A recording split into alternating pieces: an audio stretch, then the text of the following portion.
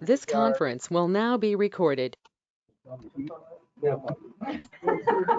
All right. Good evening. Are the microphones? Oh, there. All right, microphones are on. Good evening. It is Monday, it's Tuesday. I think I did this last time on Thursday. Yes, Tuesday, September 30th. Hold on. Thank you. I'll go ahead and reset. Yeah, Tuesday. Good evening. It's Tuesday, September 7th, 2021. It is 7:01 p.m. This is a regular meeting of the City Council of Woodland. At this time, if I could get everyone to silence your cell phones, and if you're online, to make sure your computer stays silent, and rise for the Pledge of Allegiance. I pledge allegiance to the flag of the United States of America and to the republic for which it stands, one nation, under God, indivisible, with liberty and justice for all. Thank you.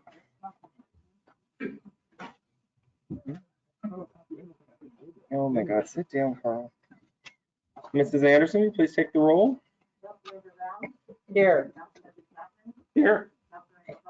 Present. Here. Here. Here. Mr. Fredericks has called out this evening with the scheduling conflict. It is a Tuesday. I make a motion to excuse Mr. Frederick. Second. Moved by Councilmember Rounds. Second by Councilmember Chapman. Mrs. Anderson? Aye. Aye. Aye. Aye. Aye. Aye. Mr. Fredericks has been excused. It's come to that point of the meeting for citizen communication for items not on the agenda. We have no one signed up at this time. Is there anyone in the gallery for items not on the agenda? Now's your opportunity to step forward. My name is Shauna Goff. If I can get you to get right up here to the microphone just so we can capture you, please. My name is Shauna Goffler, and I've been living in Woodland for about almost 5 years. I'd like to join the Planning Commission Board. I work for the city of Portland. I'm a business operations manager. I've been there for 24 years. I have a 2-year-old daughter, and I'm also a cheer coach for the 5-6 youth Woodland team. I think it's important for the community to get involved, and I also need that we need new faces and new blood in here. Almost 43 years old. I've had experience in maintenance and construction. That's who I work for, the Water Bureau Maintenance and Construction. And I think that I will bring new ideas, I just think it's really good for the community to get involved. And I did an application, I don't know if it was received or not. It was. I spoke with Mr. Boyce and Mr. Goodard on the phone, and they were so helpful. And I'm not really 100% sure how all of this works. So it's all new to me, but I would like to join. I understand it's a volunteer position. I'm a single mom, and I will have daycare provided for my daughter on nights that I will need to be available. I live off of Lilac Lane on the water. I live at 490. It's just me and my daughter.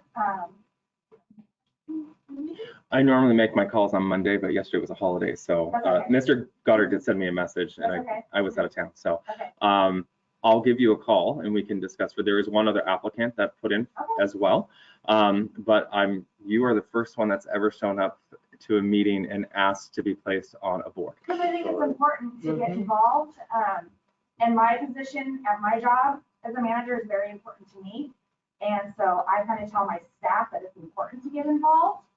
And this is where I live and where I want to raise my daughter, so I appreciate it. Awesome. Thank you very much for introducing yourself this evening. Thank I you. appreciate it. And Miss Coleman just walked in, and I didn't put her name tag out, but for some reason, I didn't think she was coming tonight. Good evening, Miss Coleman. I apologize. I'll get your name tag soon. Anyone online for items not on the agenda? Now is your opportunity to step forward and speak.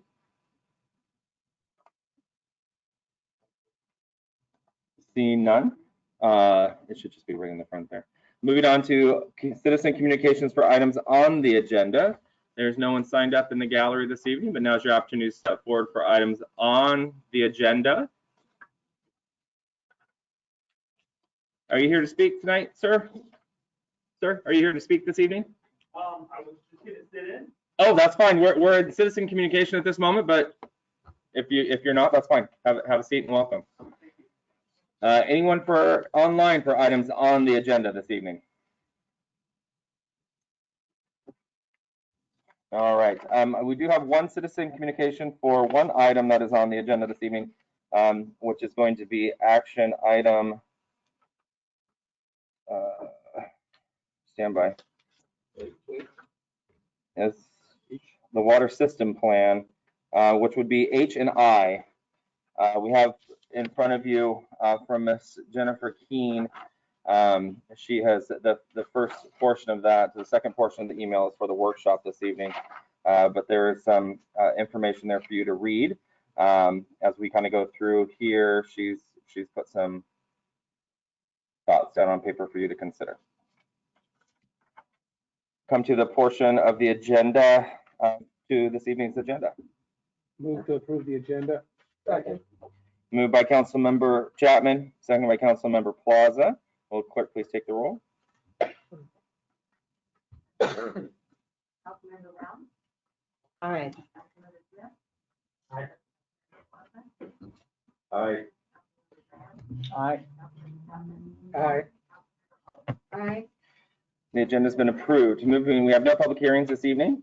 Moving on to reports of City Council.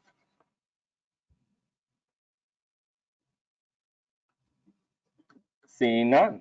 Moving on to reports of standing committees. Public safety. One moment, please. Mrs. Graham. We met tonight and we discussed existing, well, BWC, which apparently I do not know what stands for. What is BWC? Oh, I have no idea. Oh, okay. What is Well, I don't think I mentioned Huh? that.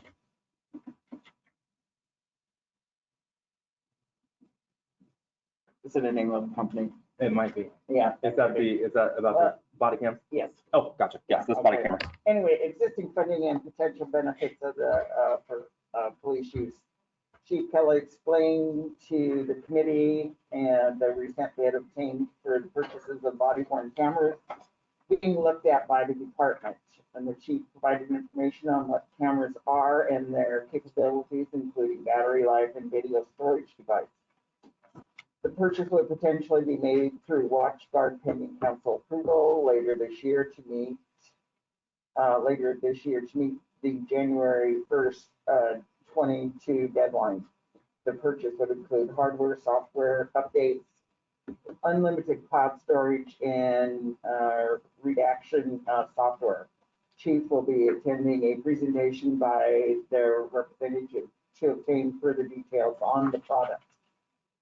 And then from our old businesses, from our May 17 meeting and July 6 meeting, the Lower Columbia SWAT ILA, Chief Kelly informed the committee that the mayor's signature is requested on an amended letter on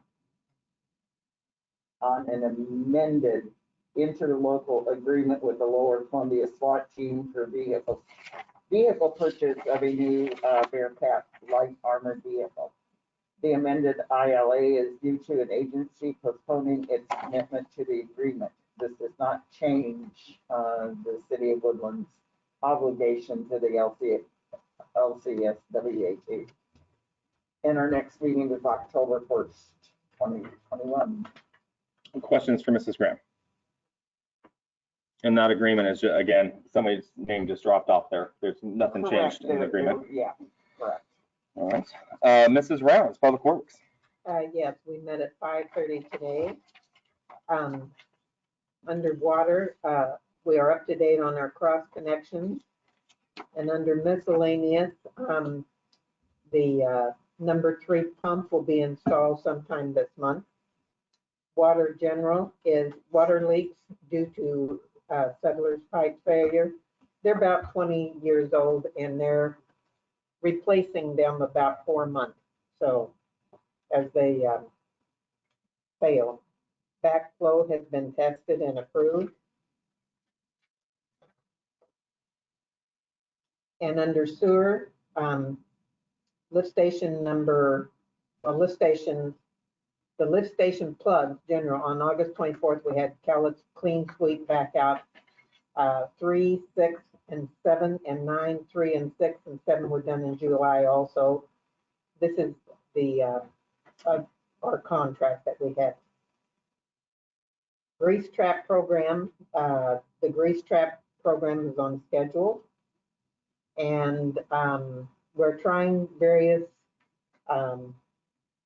we are TVing various lines throughout town to make sure that everything is okay with those. We are sweeping to occur late November, and torch and crosswalks this month. Lakeside, the bike lane to be painted on Atlantic, and emerging lane to be torched down at exit 21 towards Arco and Coffee Shop. Police station, landscaping completed with bark dust. The school on 100 Davidson, the school had a successful turnout this year with being able to use that to get their athletes in good shape. And so they were very thankful for the use of that building. Fencing, this is for the shop. Fencing will go out to bid sometime this month for fence repair. And the parks, we have another volunteers to help with the gazebo. Last summer night was August the 27th, and successful turnout of construction equipment and sponsors. And it looked like it was a big turnout, and it was a great success this year. Other, Gilligan's Island has been weeded, sprayed, and will bark dust later this month. Roundabout, the Kiwanis group did an amazing job on the roundabout, so the sign has been installed, and we'll be working on our entrance city signs now too. They volunteered to take over once we get it in shape. So Make a Difference Day is still planned to happen in October this year. Dennis is to follow up with the school district with Mary Sturdivant to see if that's still a goal.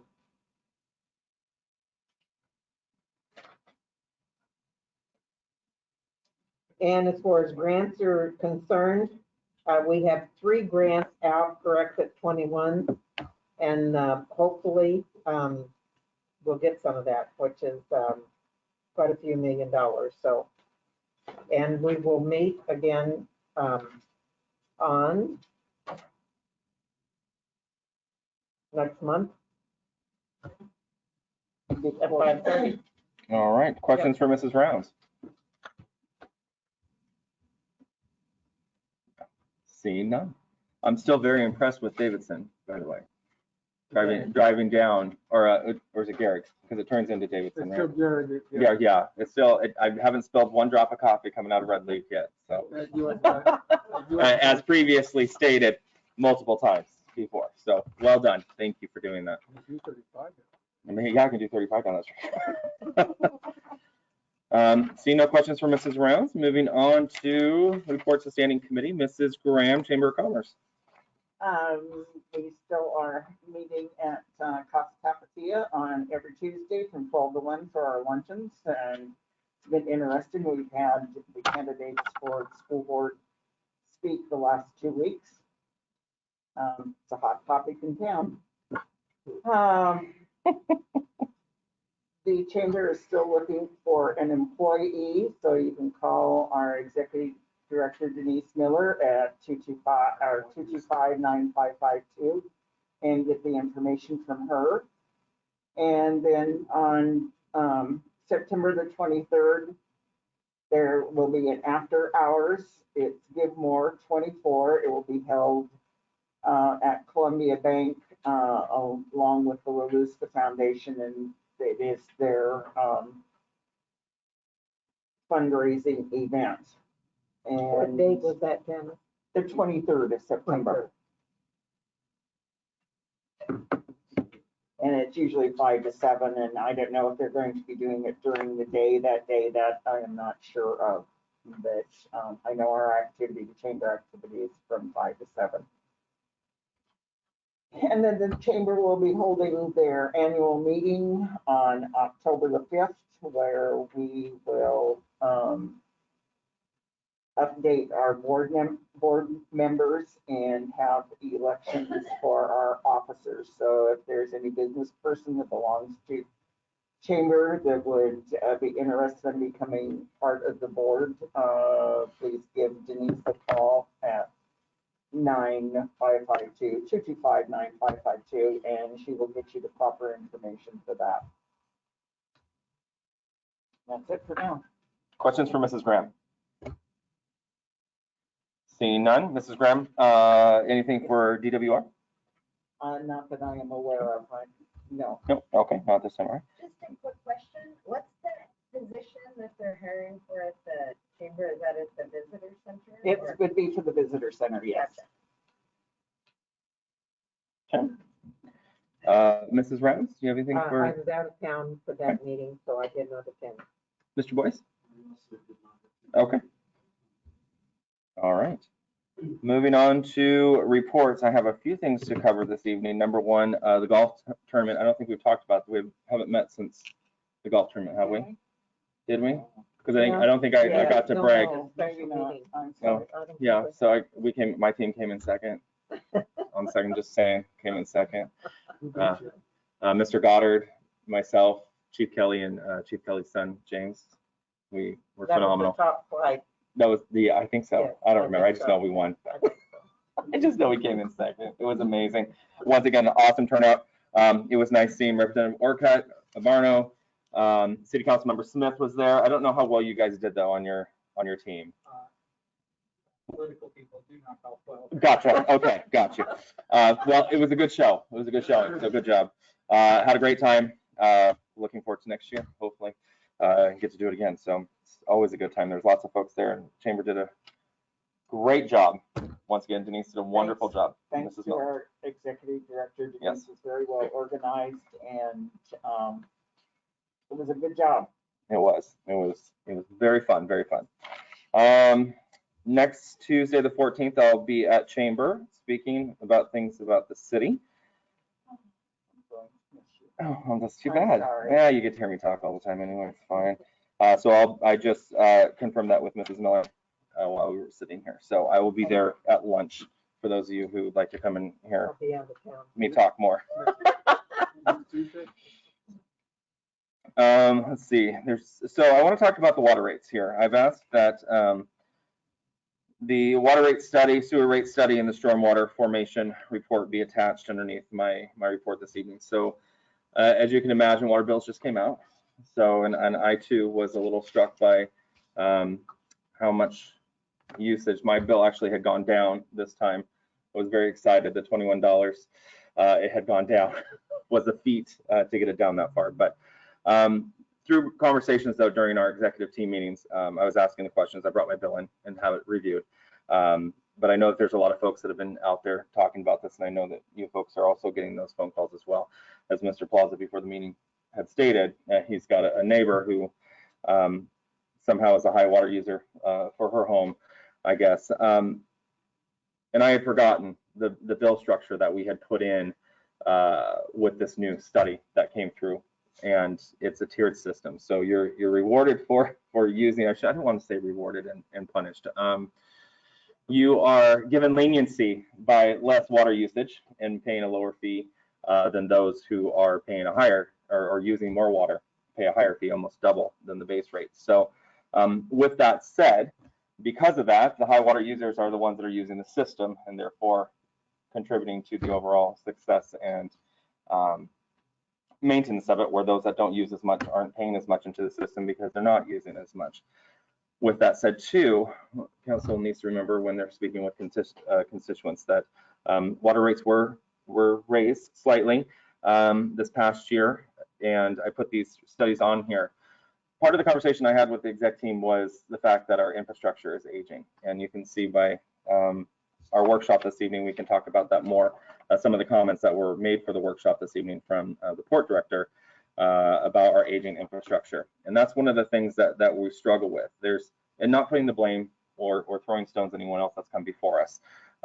It's just we haven't done a good job of maintaining what we have, and we keep kicking the can down the road in hopes that somebody else will be able to take care of it. Well, we're to that point now where we have to take care of it. And we talk a lot about expansion and residential units coming in. We also have to keep in mind too, there's not that many residential units and businesses that are paying into the system. So therefore the heavy lifting is on us that are here. Similar to our transportation issues that we have here in town. The heavy lifting is put on our shoulders to improve those systems, especially Exit 21. You heard Mrs. Brown talk about the grant that we're hoping we're going to get from the feds. That's on us. That's not on anyone else. It's in our city. It's our responsibility to work with the state to get that fixed, even though we have a larger community using it beyond what we have here in the city on a daily basis. But it's up to us to maintain that and upgrade it. And same thing with the water system. We have wood pipes. We have some areas in town that have asbestos pipes. We have neglected contracts that have come through due to the fact that we've had businesses or developments that have not come to fruition that had agreements with us to upgrade certain portions of our system. So with that said, if those contracts aren't able to be followed through on, that comes back onto us. And you talked about the lift stations being, those are huge expenses. We're talking $500,000 to $600,000 to rebuild those, and those have to be rebuilt. How often, Mrs. Coleman? Okay, and how many do we have? 12. And we 14, and we were behind when you came in. So we're still playing catch up. And during tonight's workshop, I'm hoping that, I know that there's been some thoughts and concerns about the amount of money that the feds gave us, and we're pouring it into that system. Through our discussions, though, I think that it's, and we can talk about it more during the workshop, I think it's going to be in our best interest to take that money and put it in there so future water rates don't have to be raised so dramatically as we have currently. But we are just behind on our projects, and that's just, and if we want to continue operating at a level where people can flush their toilets and turn on their faucets to get clean water, this is just where we have to be, unfortunately. But hopefully we'll get it fixed, and some of the new developments that are going to come in will help lower the cost for everyone across the board and across the system. So not a fun topic, but a necessary one. So change your toilets out. Put in aerators on your faucets. Don't water your lawn so much if you can avoid it, to put those water bills down a little bit for yourself. I myself have turned my sprinkler system off, and I'm going to get in trouble with the HOA, but you know what? It's cheaper to pay them than it is to pay the water bill, unfortunately, at this point in time. So yeah, perfect. I did as well. on you, Mr. Smith. Mine is beautifully green. Questions for me at this time? I'll stop rambling. Even Mrs. though Brown. they're high now, we opt to water our garden rather than our yards. Our yard's brown. Mhm. And our bill was quite high this time also, but when the garden is done, we probably won't water the yards yet. So will that bill go down? More than likely, because it's based on cubic, I'm going to get this wrong, cubic yards, cubic feet of usage. Okay. So if you're within a certain threshold of cubic feet, you pay one rate. If you hit the second level, it's I want to say it's like $3 and some change, $4 and change. And then the highest level is almost double. It's almost $7 and some change. So the less you can get your water usage down, obviously your bill's not going to be as much. But we discussed that at length during this water rate study over the past, 18 months? Long time, about what the best approach would be. Oh, and the reason why I'm sitting in this chair is because of the staying water bill. I have yet to be able to do anything with it except improve the system and find the deficiencies, and hopefully bring some understanding to the residents here of why we are where we are.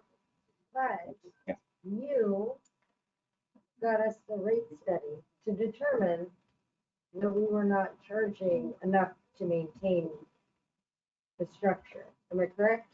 I would say, well, not me personally, but yes, Ms. Coleman brought that as a project on to look at the deficiencies, what's needed, what are we going to need to grow the city in the future? A water tower, another water reservoir, thank you, is necessary if we want to grow, if we want to bring business, want to bring more residents into the town. We're going to need more infrastructure, which is built into the water rates, or built into the water rates themselves. So, and all that money, just so we're all clear, this is an enterprise fund. The city doesn't keep any of that money. It goes directly back into the fund to maintain the system that we have here.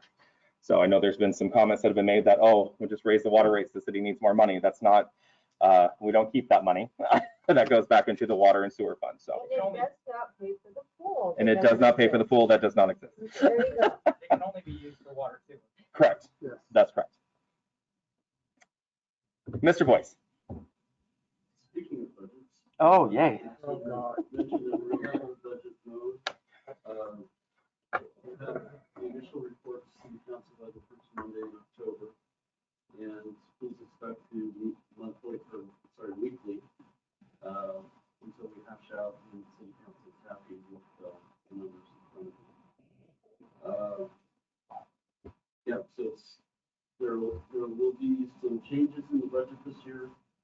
Most notably, we annexed the fire district, so we're going to lose that expense. We also talked about losing property tax in a similar ratio to the expense. So we'll need to pay particular attention to this budget.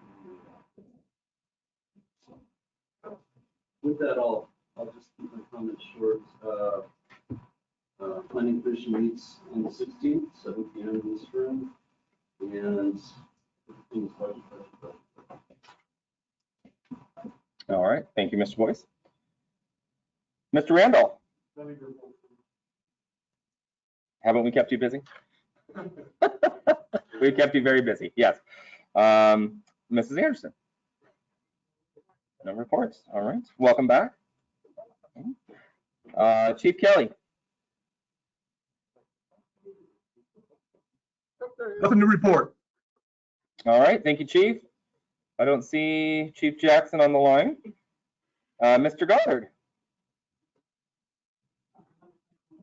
Did you just go, oh? Miss Coleman. We were rolling. We were rolling.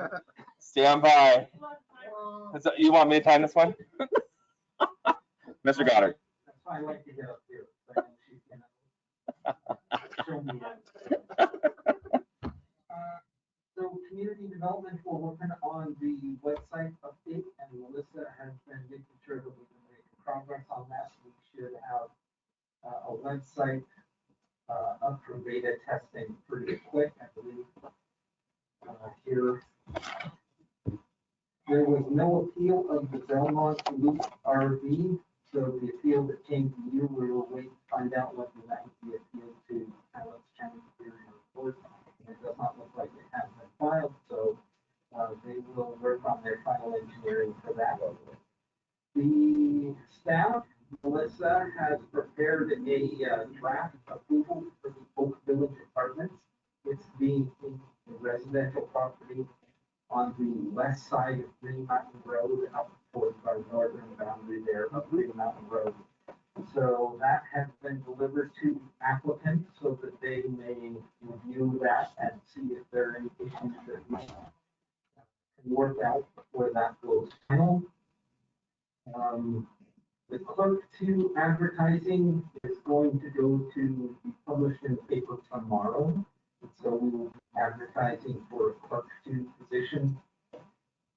Let's see, the code work for the moratorium is going to go to the Planning Commission 9/16, so they're going to workshop that.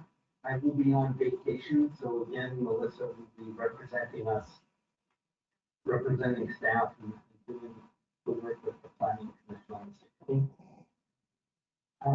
Budgeting, so community development budget is relatively simple. I am not necessarily where I hope to be at this point, but generally, I'm trying to get that done before I go on vacation this Friday. There are going to be a couple of enhancements that I'm going to be asking for. One is to replace the code enforcement officer 2019. So the budget ended up actually going up when we laid off that position because we were using other staff, and that other staff is full-time with benefits.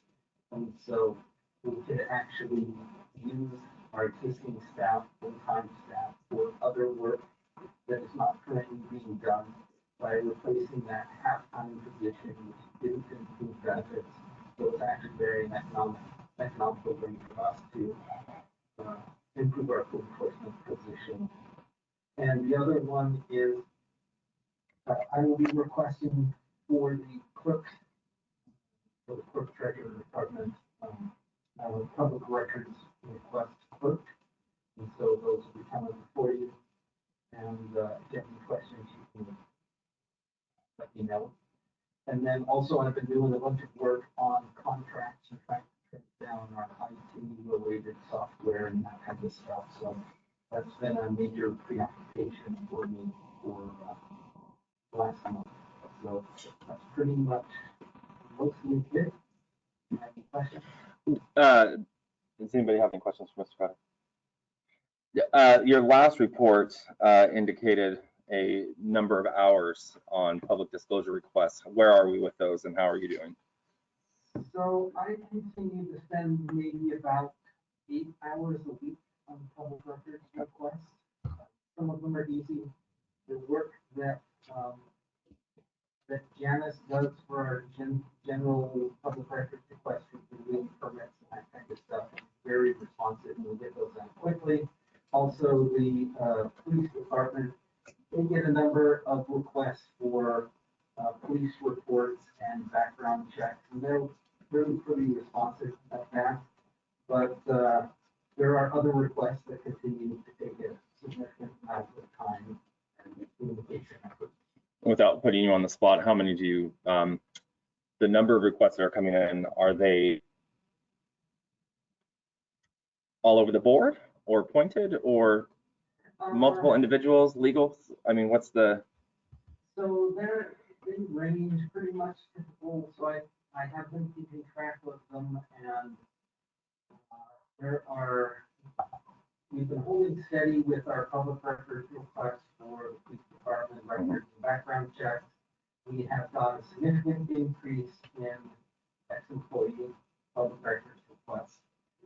I can't think off the top of my head. I have my report in no more detail. No, that's fine, unless council has some further or wants further detail on that.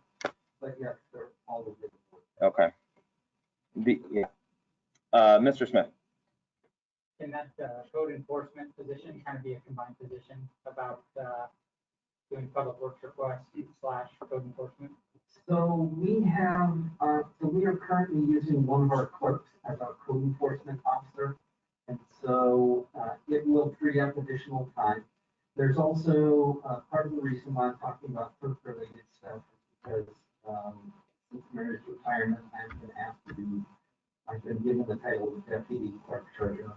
And so I'm also working with the clerks who are at the front counter doing public service and that kind of stuff. So for the longest time after Mary left and after Lori left, we were working with Kent, who had a Kent who, Mary Parsons, who used to be our code enforcement officer. She has hung in and she has taken a beating and done a lot of work. And I can't express enough how much I appreciate the fact that she stuck with us through that time. We had a temporary who was with the city for a couple of weeks, but things didn't work out. We've since hired a new temp for a few weeks, and she has a finance background, and so she's been excellent. So she's kind of been really quick on the uptake and the training. And we have started to, I sent out actually an email yesterday about additional duties and training in public records requests that the clerks out front will be able to start doing the additional research as they get some training and bring those over. So it will actually free up existing clerks to do other work that include everything from records, maintenance to eliminating the backlog, records, destruction, and cleaning out 100 days and then the decades of files that are down there. So there'll be a lot of duties that they can get to that they are not currently able to handle. Quick question. Mrs. Holland? So you said, you're spending a lot of time on IT related stuff. So something we heard in, our Public Works Committee meeting was, for instance, Ms. Coleman spent 4 hours trying to get the password and login information for a particular program that you guys have. Because apparently when somebody left, they didn't share any information. So she got to spend 4 hours of her day. So is that the kind of stuff you're doing? And if so, is this something that we can make sure that whoever is creating whatever, there's like a book somewhere that people can access? Yeah, so that is a great example and a great question of the examples that we're running into. So we have a public records request requesting a software report called Smart and Page Freezer. And I had no idea what they were, and so this request comes in and it requires me to look up the contract. And then you call them, their customer service, and they say, I'm sorry, I can't help you because you're not one of the contracted service contacts. So I can't actually tell you who is on that contract, but you might be out of local and we have no idea whether you're who you say you are. So they can't tell me, but I say, oh, well, here's one of those Mary Riff or Lori Cash. They are no longer with the city, and they can say, yes, they were part of the contract, but I still can't tell you who the third person is. So I have to guess, and they'll say, yes, that person is a contact. So unfortunately, Gina gets these random calls from these companies that we have contracts with saying, have you ever heard of Travis Goddard? Is he really who he says he is? And so it takes an hour or two to get them to call Gina. And if Gina's not there or she's on vacation, she might not get back to them for a week or two. And then, I have to, so Gina will send the paperwork and I will chat it. And then I need to find the time to call them again. It's this crazy effort to just get a hold of them on the phone saying, okay, I have no idea what you do. Can you explain to me what your product is? How do I run reports? And they're like, oh yeah, we have this self-taught 48-hour training program where you watch these videos and you'll be an expert at the software. And I'm like a month into it and I've invested 8 hours and I can tell Tracy that she doesn't have a password. And that's about all I know from that 8 hours worth of effort. So it is a giant time suck.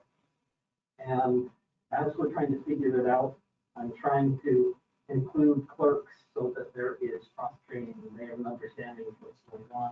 Or thank God for Zoom, because we had a Zoom meeting where I invited like 8 people, from the police chief to police sergeant to the other clerks, and they're watching and they're like, oh my God, that's awesome. Once this is up and running, we have our new website, we'll be able to link this. People won't even call and ask.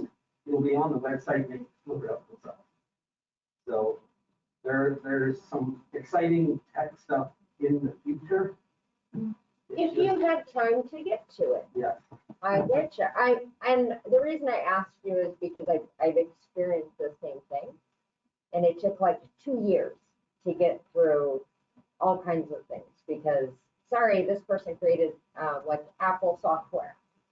Made an Apple ID that an organization owns this iPad, but they created it and linked it to themselves.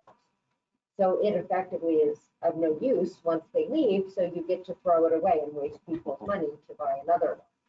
Those kind of things. So I am familiar, so that's why I suggested if there's like a binder somewhere that everybody can write this stuff down.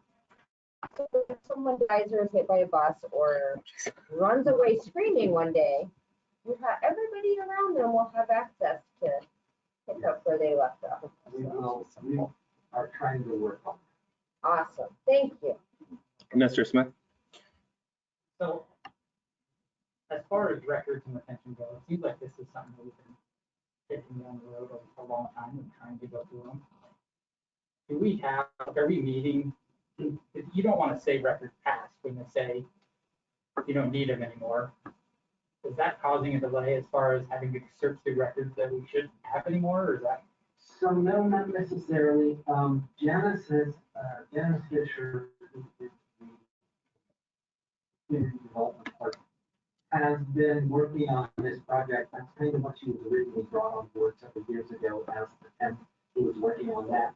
And she has really gotten a handle on what needed to be done, what had to be done. She's eliminated a lot of these old expired records. But it's a constant thing, and I've been on board 3 years now already. It totally floors me. So stuff that was nowhere near expired is now expired. So it's this constant battle. And with that help in the front office, so she's busy doing other stuff, and she's not necessarily getting to that like she would. But if you come into our office and you look behind community development counter, you'll see there's a bunch of boxes there, and they're partially open, they're on their side, and they're organized. That's because when she gets 20 minutes, she'll make progress, and then she might be busy for the rest of the day or the rest of the week. And so between her and Audrey and the other clerks, they're consistently trying to work through them. So it's a constant battle. It's not necessarily like we have to search through those. It's an extra effort to search through them. A lot of the requests we get are specific properties on the building side, and those records are fully organized for their electronic format. And a lot of the other requests are more recent stuff, for maybe the last year or two. In general, that stuff is all still relevant, so we have it in our files, in our active files, as opposed to the historical stuff down in the undertaking. We rarely have to go down there and do that work. So we are getting rid of files that we should be getting rid of them. We are. Mr. Boyce? I just wanted to mention too that during COVID, we did downsize a half-time clerk that was mostly dedicated to document retention and managing this stuff. So that's, when we talk about bringing on a full-time FTE for document retention, that would be, added to that current half-time position.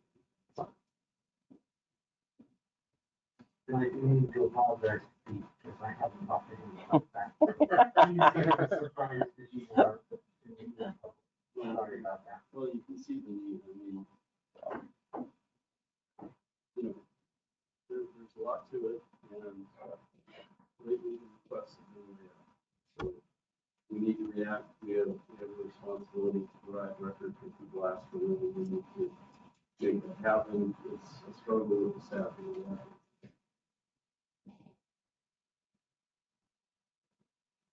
All right. Thank you, Mr. Goddard.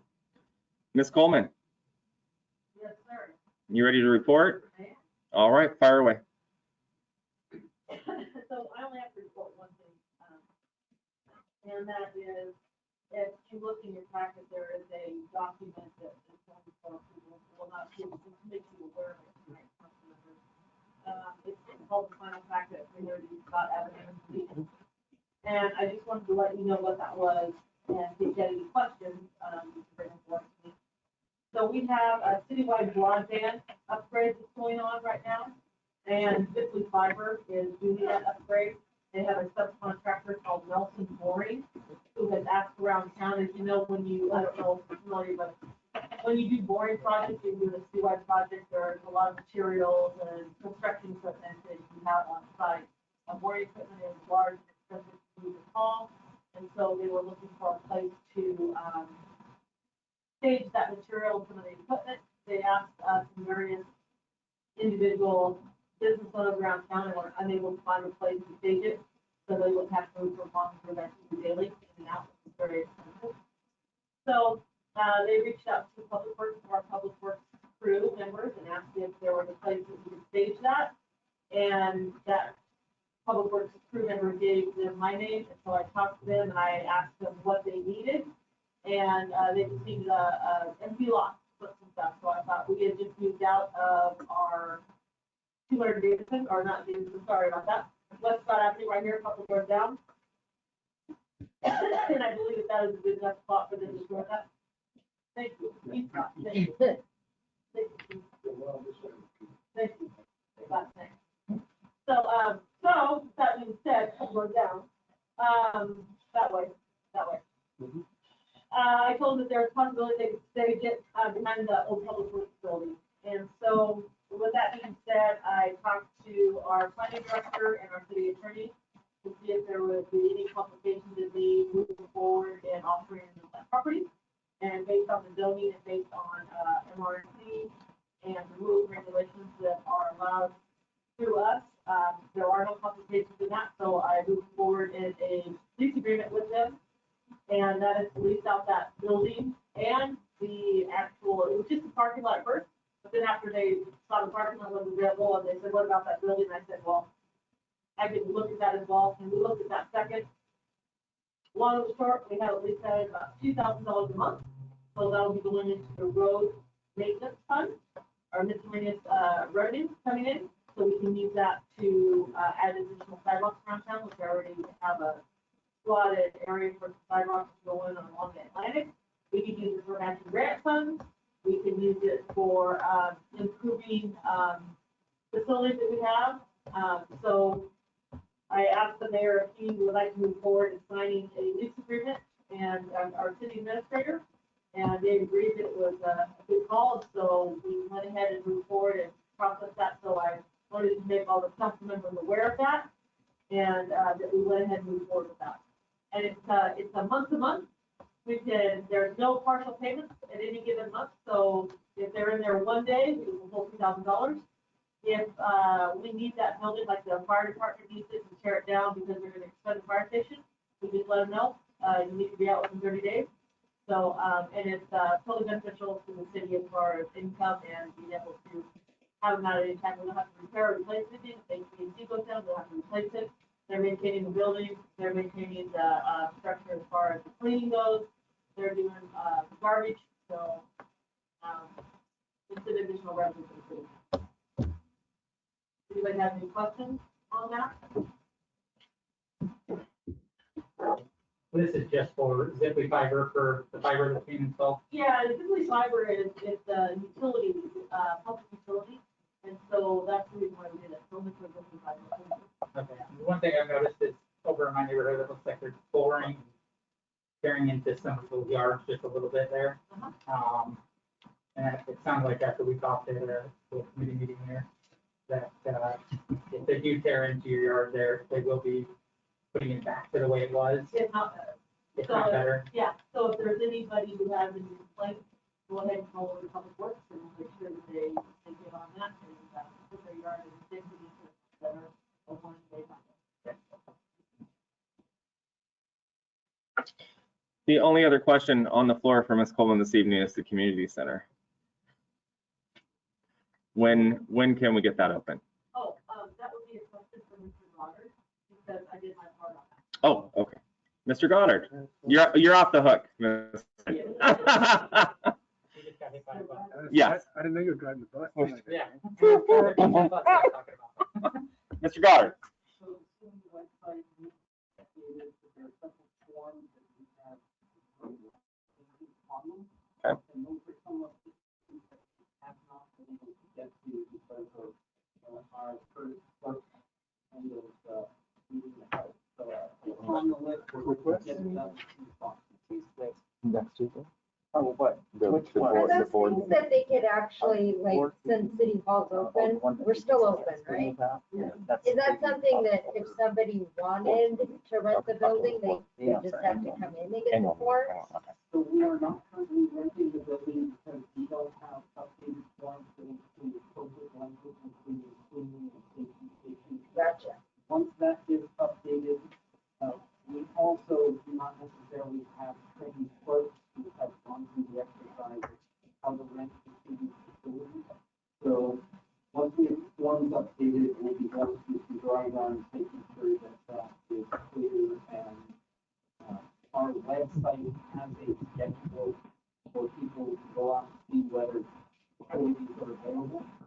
We haven't quite figured out how to update that calendar. So there are some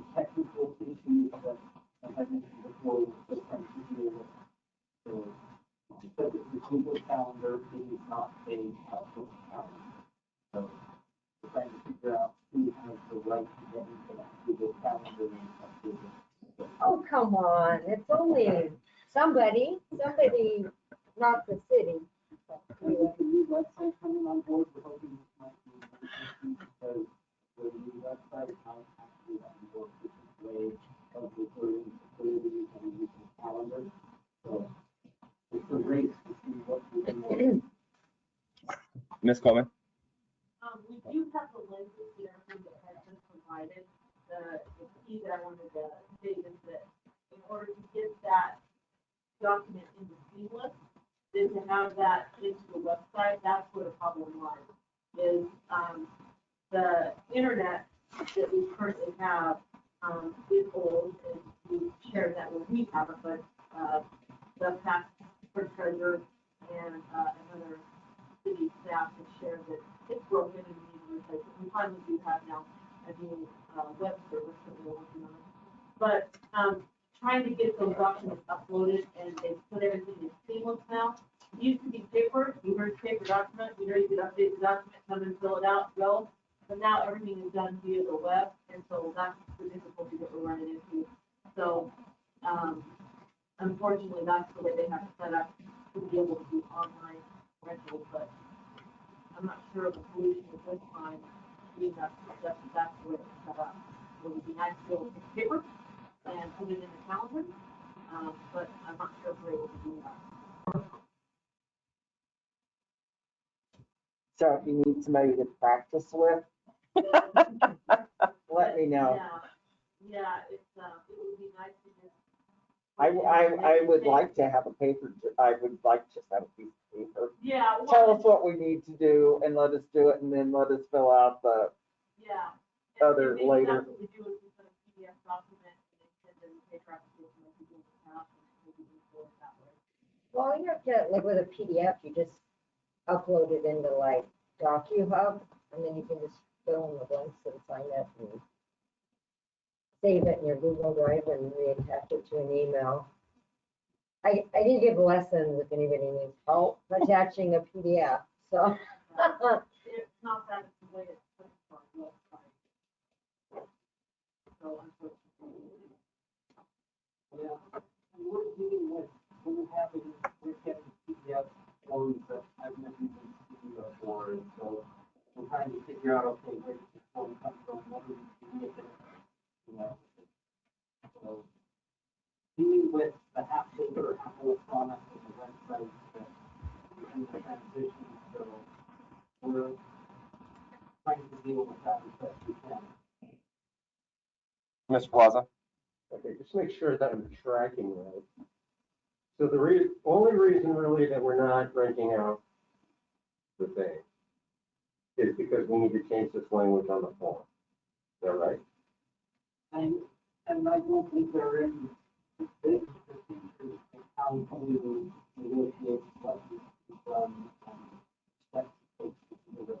Right. Now, is there some kind of directive or some big word these days, mandate coming down from the Duke of Olympia saying that we have to change the form? I thought part of it was, It's mostly because of our insurance carrier. So if we're For liability? renting, exactly. So if we're renting a facility, we need to make sure there are That people know safety that they're coming protocols in that way? place and cleaning standards. How much is that gonna cost us? It didn't cost us anything. Time. It's the time. Okay. And again, it's so everything was shut down due to COVID, no rentals were shut. Right. Now I'm trying to figure out how to open that back up so people can actually fill out the application, change the applications out. The website is a little stuck there because there was nothing, there was nobody that we could find that trained that knew how to do that. The ones that are doing are struggling with the website to get that. And this is the perfect example of kind of something we have, we have major staff turnover right now. And we've got people stepping up to do things they haven't ever done before. And they still have a full-time job behind those things. So, we're doing our best, but everything is taking longer than usual. I know you guys are doing the best. I know you're trying. I know that I've read multiple comments online about wanting to rent it. If there is any way to try to do a paper version, I think people would be wanting that. Just to try to get it going a little slower, faster. But I know you guys are trying, and you guys are doing a great job. That's probably the best route to go. Brad and I have talked about that, temporarily, probably look at the website up and figure out this program from different calendars that we use that we all manually, which takes more time, right? So, because there are different departments of the also, something's gonna have to get up to go look, but, I mean, it's something that definitely can be done, and we'll find to get that done. Thank you. Thank you, Ms. Cohen. Come to the portion for consent items. Second. Moved by Councilmember Plaza, seconded by Councilmember, oh, sorry. By motion by Mr. Smith, second by Mr. Plaza. Ms. Anderson? Councilmember Brown? Aye. Councilmember Smith? Aye. Councilmember Chapman? Aye. Councilmember Holland? Aye. Councilmember Plaza? Aye. Councilmember Graham? Aye. All right, consent items have passed. Moving on to action item D, adopt an ordinance number 1490 regarding business licenses. First reading.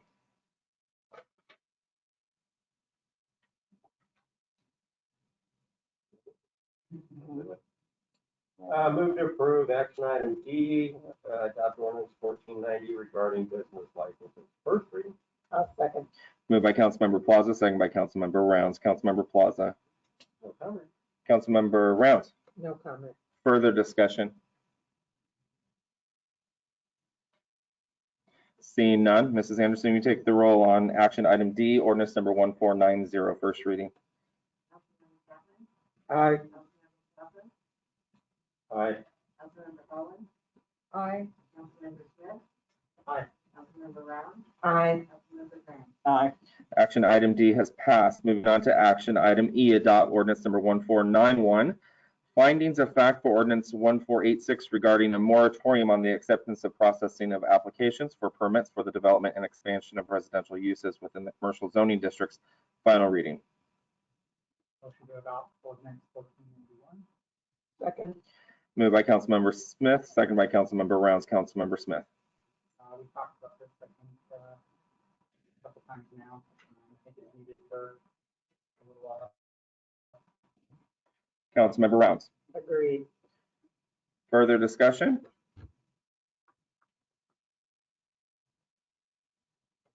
Seeing nothing further, action item E, ordinance number 1491. Mrs. Anderson? Aye. Councilmember Smith? Aye. Councilmember Graham? Aye. Councilmember Chapman? Aye. Councilmember Holland? Aye. Councilmember Brown? Aye. The motion has passed. Moving on to action item F, authorize mayor to sign contract with the lowest bidder, Clark County Paving, for the 2021 asphalt repair projects. Motion to approve mayor signing contract with Clark County Paving for 2021 asphalt repair project. Second. Moved by Councilmember Smith, second by Councilmember Rounds. Councilmember Smith. Sounds like this is lower cost than it was last year. And we probably use more repairs. Councilmember Rounds. Agreed. Moving on, or further discussion, sorry. So with it tonight. Seeing none, action item F, sign contract with lowest bidder, Clark County Paving, for 2021 asphalt repair projects. Mrs. Anderson? Aye. Aye. Councilmember Smith? Aye. Councilmember Graham? Aye. Councilmember Plaza? Aye. Councilmember Brown? Aye. Action item F has passed. Moving on to action item G, authorize mayor to sign request for fee increase to contract amendment number 5 with Gray and Osborne for construction management services for Scott Hill Booster Station. Motion to approve mayor to sign request for fee increase to 5 with Gray and Osborne. Second. Moved by Councilmember Smith, second by Councilmember Rounds. Councilmember Smith. Sounds like this is still under budget and is needing to be done. Councilmember Rounds. Yes, we talked about this in our meeting today, so it does need to be done. Further discussion? Seeing none, Mrs. Anderson, action item G, amendments number 5 with Brian Osborne. Aye. Aye. Aye. Aye. Aye. Aye. The motion is passed. Moving on to action item H, council to approve adoption of the water system plan's water use efficiency goals. Move to approve action item H, approve adoption of the water systems plans, water use efficiency goals. Second. Moved by Councilmember Plaza, second by Councilmember Rounds. Councilmember Plaza.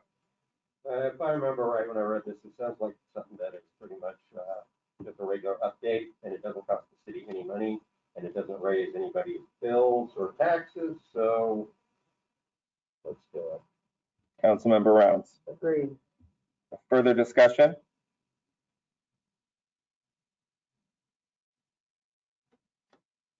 Seeing none, action item H, approve adoption of the water system plan's water use efficiency goals. Mrs. Anderson. Aye. Aye. Aye. Aye. Aye. The motion is passed. Moving on to action item I. Council, fire away. We need to read this, from Jennifer Akeem. Sounds like this was, she was talking about action item H. Did we need to read her? No, it was given to you for consideration. We received that this evening at 4 p.m. Okay. And it was considered. Okay, and everyone should have a copy. Action item I, council approval and adoption of water system plan. Make a motion to approve, adoption of water system plan. Second. Moved by Councilmember Rounds, seconded by Councilmember Holland. Councilmember Rounds. No comment. Councilmember Holland. The last update was 2012, so sounds like a good idea. Further discussion? Councilmember Plaza. Yeah, I just want to clarify, this also doesn't cost any money. Thank you. Ms. Coleman. I'd like to clarify that by adoption of the water system plan, it allows you to go out for grant dollars, which gives the city money if we get grant dollars. So we have to have an approved water system plan that's renewed every 4, 5 years. And so, yeah, so that's why I'm pushing it through so I can go out for a grant this fall. And I know I'm not supposed to speak during this moment, but just a follow-up question, and this is in regards to our water rate study that took all of this information into account, correct? Like multiple documents to drive us forward. That's 100% correct. Okay, thank you. Further discussion? Seeing none, Mrs. Anderson, council approval and adoption of the water system plan. Aye. Aye. Aye. Aye. Aye. Aye. The motion has passed. The time is now 8:04. We will take a 6-minute break before going into workshop. 6 minutes. 6 minutes. This conference will now be recorded. All right, the time is now 8:10, and we are back in session and going into a workshop regarding American Rescue Plan funds. This is something that we've discussed and told you that would be coming, and after much deliberation with the executive team on how to proceed with this, the City of Woodland has been allocated a little over $1.8 million through the American Rescue Plan. And we've currently received half of that, which is just a little over 906,000. And the other portion that will come back or will come into the city next year. I hate to use the term free money. It's not free money because taxpayer dollars are taxpayer dollars coming from the federal government. But for the City of Woodland purposes, this is money that was not budgeted. But we have an opportunity, as discussed earlier in the meeting, to get caught up on some things and not have to pull money from our current allocations or reserve accounts for necessary items.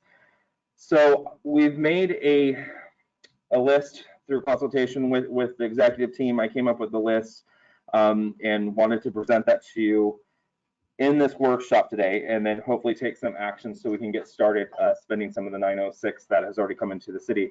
And I know Ms. Coleman could use some of that if approved this evening. So a couple of things that we put on there is utility relief assistance. And we did have one community member here provide some comments, and I would like to address some of those comments during the workshop this evening. So utility relief assistance plan, and that's for folks that are behind on the utility bills due to COVID, and folks who are on unemployment or are behind on paying their utility, and this is a way for us to help them out with these dollars. And again, all those dollars would go back into the system and help out the citizen that's in need. It would also, Mr. Boyce, the City Hall ventilation system, does that include the building next door as well? The two systems, okay. So as council knows, we're in process of negotiating the purchase of the building next door to City Hall, which is considered the Spruce building there on the corner, the old veterinary clinic. Because of ventilation system has, as we've talked about it multiple times over the last few years in our current location, and the fact that we're not making plans to move now and no longer a temporary spot, this will become a corner for City Hall and a permanent location. We would need to update the ventilation system, not only in our current spot, but in that new building if purchased. So we've allocated $100,000 for that.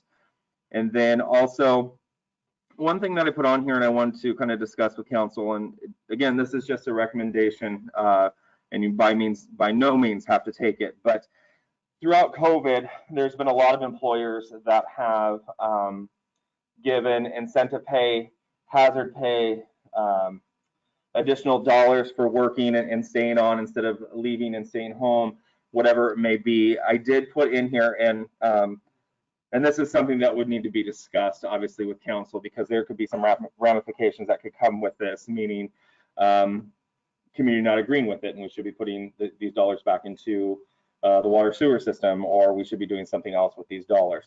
But I have been asked by some employees in the city over the course of the last few years, and we've been asked to do different scheduling, such as other cities have done. We've asked for hazard pay. We've asked for all these number of things to continue working and doing the wonderful job that we do. So I did allocate $1,250 per employee, which there's 33 employees, which is just under $42,000. Now, again, this isn't a have-to list, but it is an opportunity to have that discussion, just because it is something that's been thrown around behind the scenes with some employees. And there are other jurisdictions across the country. I believe Texas was giving out money to some folks through these same dollars. So it's just an opportunity to talk about that and see if that's something that you want to do. And the biggest majority of the money would go back into the water and sewer system.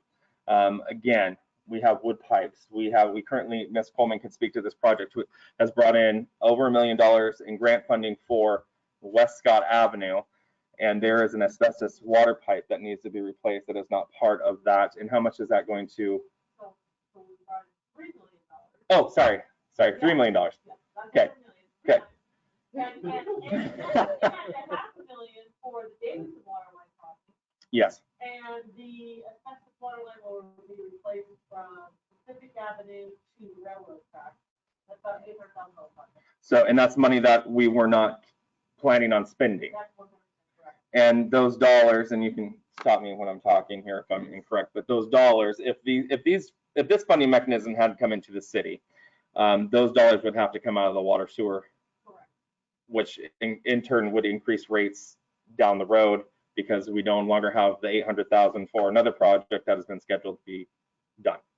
Yeah, so the way it works is we received the $3 million in grants to go from Sherman Avenue to Pacific, and across the road, back to the track. Basically, one half on one section, one half on the other section.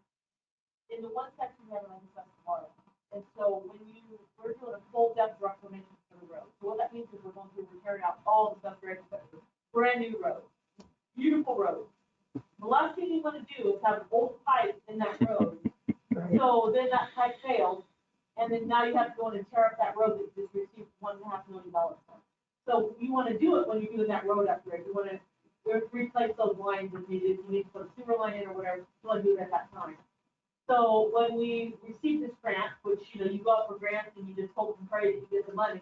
And we received it, we're like, okay, now we have to deal with this special water line. That was never in the capital improvement plan, because it was failing at this time, to be able to upgrade that specific line.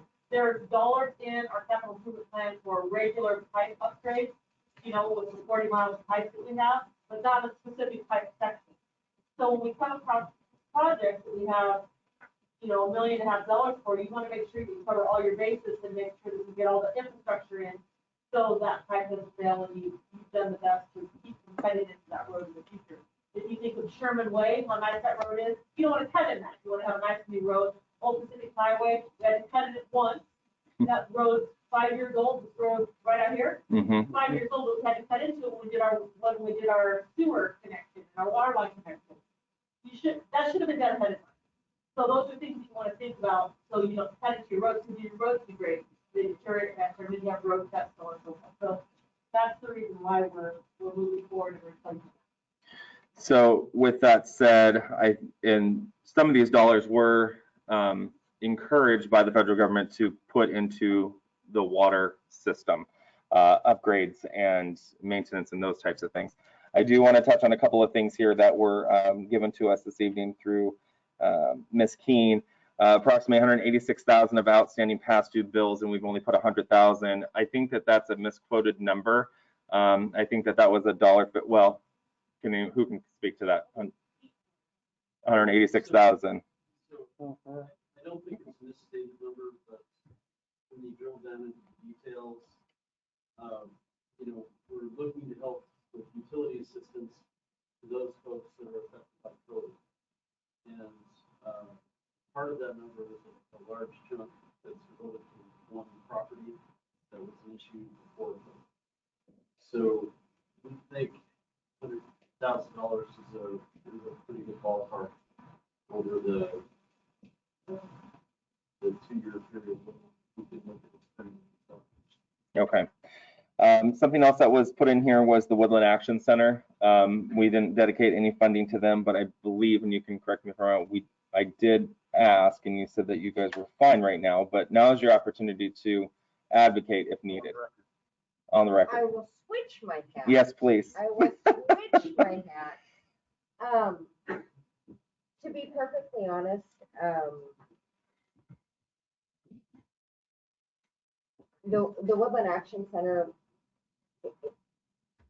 doesn't necessarily need money to offset the impact of COVID.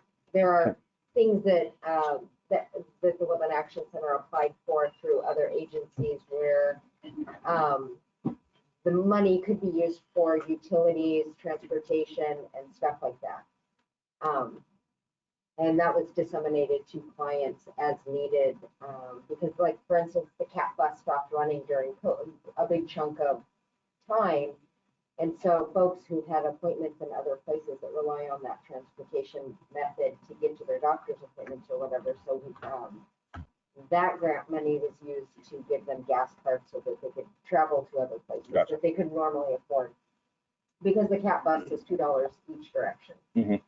So those kind of things. So a lot of these funding things that are out there where this is to offset the impact of COVID. The Women Action Center wasn't really impacted by COVID. Okay. You can't mitigate that because literally every agency in the free world was throwing food at us, like food we didn't ask for. So it's not like we could buy food. We only have so big of a building to store it.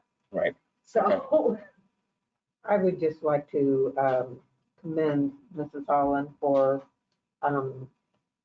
saying that they didn't need money due to the COVID, you know, because you have a lot of greedy people out there that, well, you do. And then anytime you mention anything free, they're going to grab it, you know. So I would like to commend you for that statement. Mr. Smith. So I know last time there was money put aside for utility relief Mhm. that it didn't seem like was used. Well, not by a fault of the city, it just seemed like they reached out, nobody used it. Is there a way that Woodland Action could use it and be able to make sure it goes to somebody who could help? Because it doesn't seem like the city was able to get it out to people. So that, that would be we could, I mean, the organization as a whole disseminates information or disseminates money from the city to document reporting fees for people's housing needs, right? To help people not be evicted and stuff like that. And that's just a normal thing that's been around for over a decade. But in that particular instance, as long as somebody could have it structured, how council would want it reported and what would make sense for the clerk treasurer's office. I'm sure that the treasurer, I'd have to have her have a conversation with Mr. Boyce on what would make sense. But it's that would work. We did it with United Way dollars, I think, COVID dollars that they were given. And I think we used it for Kellett's PUD and some of the city ones. Because what people do is when they have a city bill, like their utility bill, they'll just bring it in and they'll log in together. So like our treasurer will log in with them and then pay it online for them. So the clerk treasurer's office probably sends receipts to treasurer at Woodland Action often. But it would make more sense to have a nonprofit. It doesn't have to be Woodland Action. It could be any, you could give it to a United Way if it made everybody feel better, but to disseminate it to Woodland people. But I think people would, from my perspective, I would think people might feel more comfortable asking at Woodland Action, hey, can you help me pay this bill because I'm overdue, rather than go in and have that uncomfortable conversation with somebody they maybe don't know. Or that's just my experience. So our treasurer will talk to landlords and utility companies and all kinds of stuff on behalf of people, and it's been working. It's just to kind of offset that. We're a small town and it's kind of humiliating to have people know your business. And so I think in that regard, it would make more sense than to have a clerk treasurer call and say, yo, I hear you haven't paid your bill. Can we help you? Yeah, because that's what it seemed like last time, is they made phone calls and people were just denying help. Where they'll say, can you, It was a compressed timeline too. yeah, and they'll say, give it to somebody who really needs it. We have that with clients. The clients have been getting, who are getting extra food stamps because of that federal thing. So they won't even come to the center on Saturdays because they're like, no, give that food to somebody who needs it more than you. I think there was one public comment on there about just paying past due bills on the comment we had there. And it sounds great on paper, but I feel like you announced that you're just gonna pay past due bills. And people in the city are gonna be like, well, no point in paying that bill, they're gonna pay it. So, I mean, it's like you said, greed is gonna take over and you're gonna have people who are gonna take advantage of the situation if they can. So it'd be nice if we could get the resources out to actually help people versus having it sit in a fund and then nobody use it. And would it be just city utilities or would it also be PD utilities? Because that's one that they have the Warm Neighbors Fund. So that would be up to council. It could be Okay. used for community. Okay, because that's one that Efficient Powlett County, they help people with those kind of things. And then they have the Warm Neighbors Fund up there. But what happens is you have to make an appointment. And you're only you have that one moment, and if the money's gone, it's gone. And so you may have counted on that because that's your one last hope to keep your lights on. I don't know whether or not, aren't they into the same thing, College PD of not shutting people's. Yeah. Right, during COVID.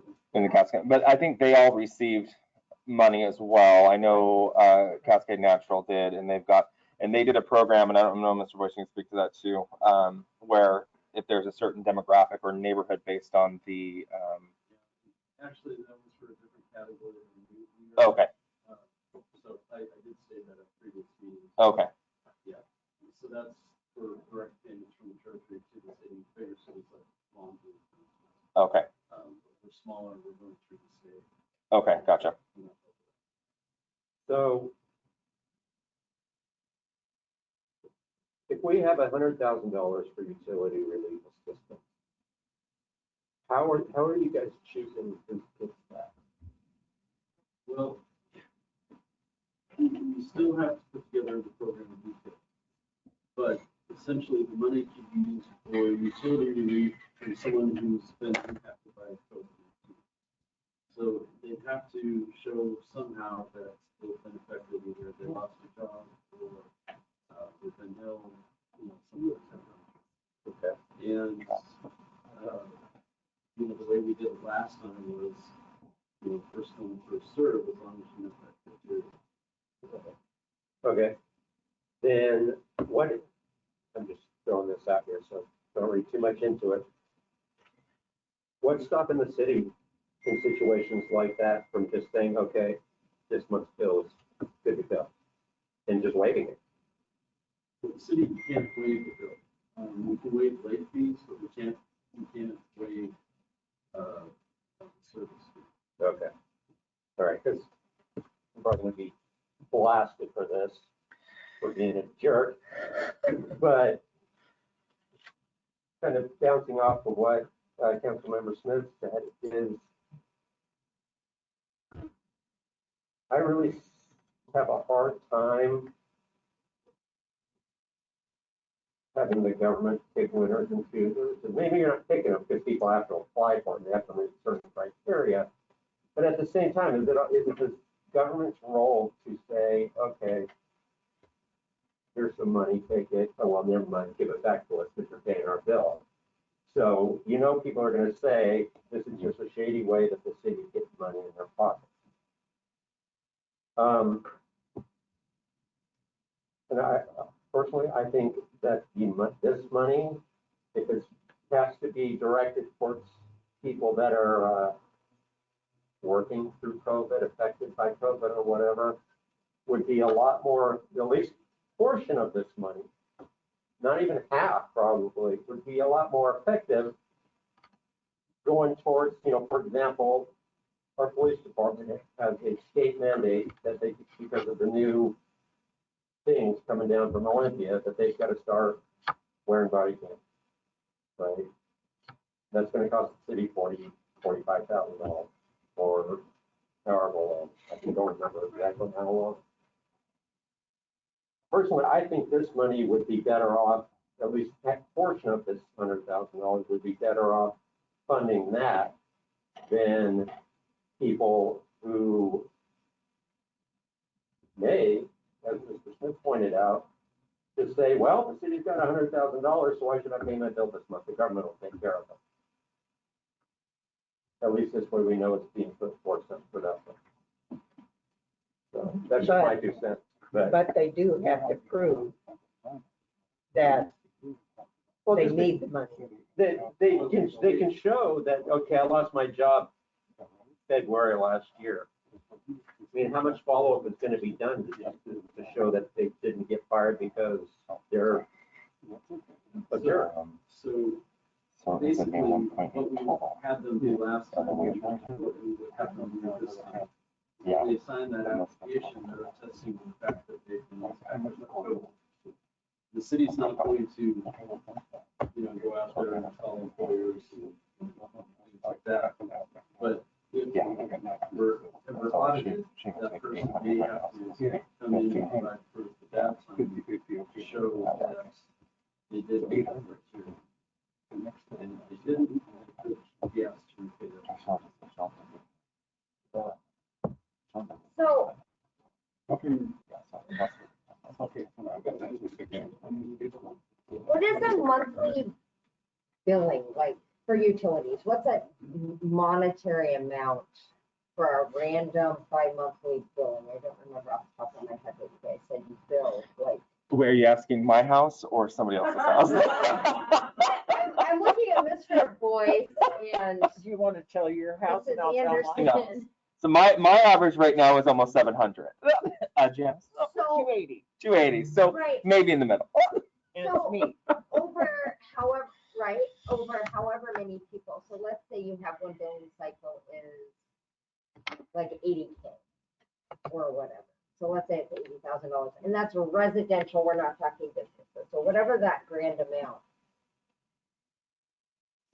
So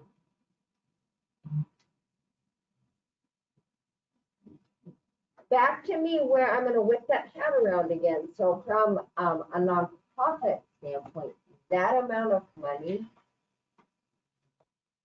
is huge. Like that could go a long, long way. 100K on utilities, like that's a lot. You see what goes out in housing, that gets stretched as far as it can possibly get stretched, you know? And so like when I said, I wanna qualify, I guess, or reiterate my rewind like Willy Wonka. When I said the Woodland Action Center was not impacted, my statement was meant we stayed open, we were not closed. 4 of us were there every Saturday and a handful of helpers to make that happen. People came in during the week. So we were not impacted in that way like other places were. And very generous Woodlanders donated their stimulus checks because they said, hey, you know, I don't need this, I'm working. And so they donated it. And so those are the things when our thrift store was closed through all those months. And that's the thing that pays, you know, almost 100% of our bills sometimes because they're amazing at what they do. When it was closed for months and months, those type of donations offset that damage from COVID. So, but yeah, so like in the nonprofit world, legit, you could beat that 100,000 for years. Like literally, how long do you have to get rid of it? Until the end of 2024. Oh, hey, there you go. That's an amazing time frame. Because to try and get rid of it that quick, it would be nuts. But something like that, I mean, that's a really good thing. And I know how you all, I think I understand how you guys feel about housing. My concern is with the moratorium on evictions being lifted and with the unemployment stuff stopping. Food stamp, the extra food stamps people are getting is going to stay the same. They just came down with that today, something that's going to be staying. We are seeing an increase in new faces already. And so, but in the food bank world, what's interesting is that the Washington State Department of Agriculture says that no, you are not allowed to have service areas anymore. So we've always kept it to Colama, Amboy, you know, like this chunk, because we are the only place for a lot of people. And so the U.S. Department, or the Washington State Department of Agriculture has said we are not allowed to have a service area. So if 100 people decide to carpool from Portland because they heard we have good snacks, we are not allowed to say no to them. Oh. So we don't know what that's going to look like for Woodland Action, like with people being able to be evicted, or losing their unemployment, whatever. So I mean, just from that standpoint, we are seeing new faces from outside the area that are landing here. We're working on helping them along to other areas that actually have services available. But just so that people keep that part in mind, that I think it's going to look different. I don't know what it's going to look like yet, but as it starts to happen, we'll kind of determine, because we've kept really close contact with our regular clients about their rent issues and stuff like that to make sure that no Woodlanders, I know I talked to my hands, I'm sorry, but so that no Woodlanders are, would end up in that lump of, hi, I couldn't pay my rent for a year and now I'm gonna be homeless. So we were really good about trying to keep every Woodlander we could with that housing money, keep them housed, because that's its intent, is to keep them housed. And so, but I just find that interesting that the Washington State Department of Agriculture said we can't have service areas. We have to give food to whoever comes in the door and we're not allowed to ask questions. But Woodland Action is in 2 counties. And we still have to report to 2 counties where people came from, so they know, but we're not allowed to ask where they came from. So that's government, and I just kind of have a chuckle over that. But that's the newest thing in the last month or 2. That's the new one, because if you ask where somebody came from, it creates a barrier to food. And we don't want to create a barrier to food. And keep in mind, the Washington State Department of Agriculture, they partner, and Food Lifeline and places like that, partner with farmers in Washington to buy up things that grocery stores won't. So the ugly carrot that has 2 legs, those come to us. Those are, that's all part of a big program so that it gets to people. And grocery stores don't like to see brown spots on a banana, so those come to Woodland Action and other agencies. So, so the Department of Agriculture here does things like that, because most people don't understand how that even works. But since we're a farm community, I thought I'd throw that out there. And so I'm gonna shut up now because I could go for days on stuff like this. So it sounds like, Mr. Smith, go ahead. So I'm trying to take all that in. And I guess, is there a way that the city of Woodland can set up the parameters and Woodland Action applies on behalf of somebody? Would that, That is is that a what, possibility? Yes. that is exactly what United Way is doing now. They set aside a fund, but a nonprofit has to apply on that person's behalf, and it's a housing fund, I believe. Okay. So, I mean, I'm sure they wouldn't mind. I could ask our person so that their form could be sent. But for housing, utilities, is that an option for us to have, then be able to apply on behalf? Okay. I think it would be important to keep the dollars local to make sure that they, I agree. I mean, I'm not, nothing against United Way, but I would prefer to see a local organization house the money to help Woodland. That's why I say if the city keeps it, then at that point it stays.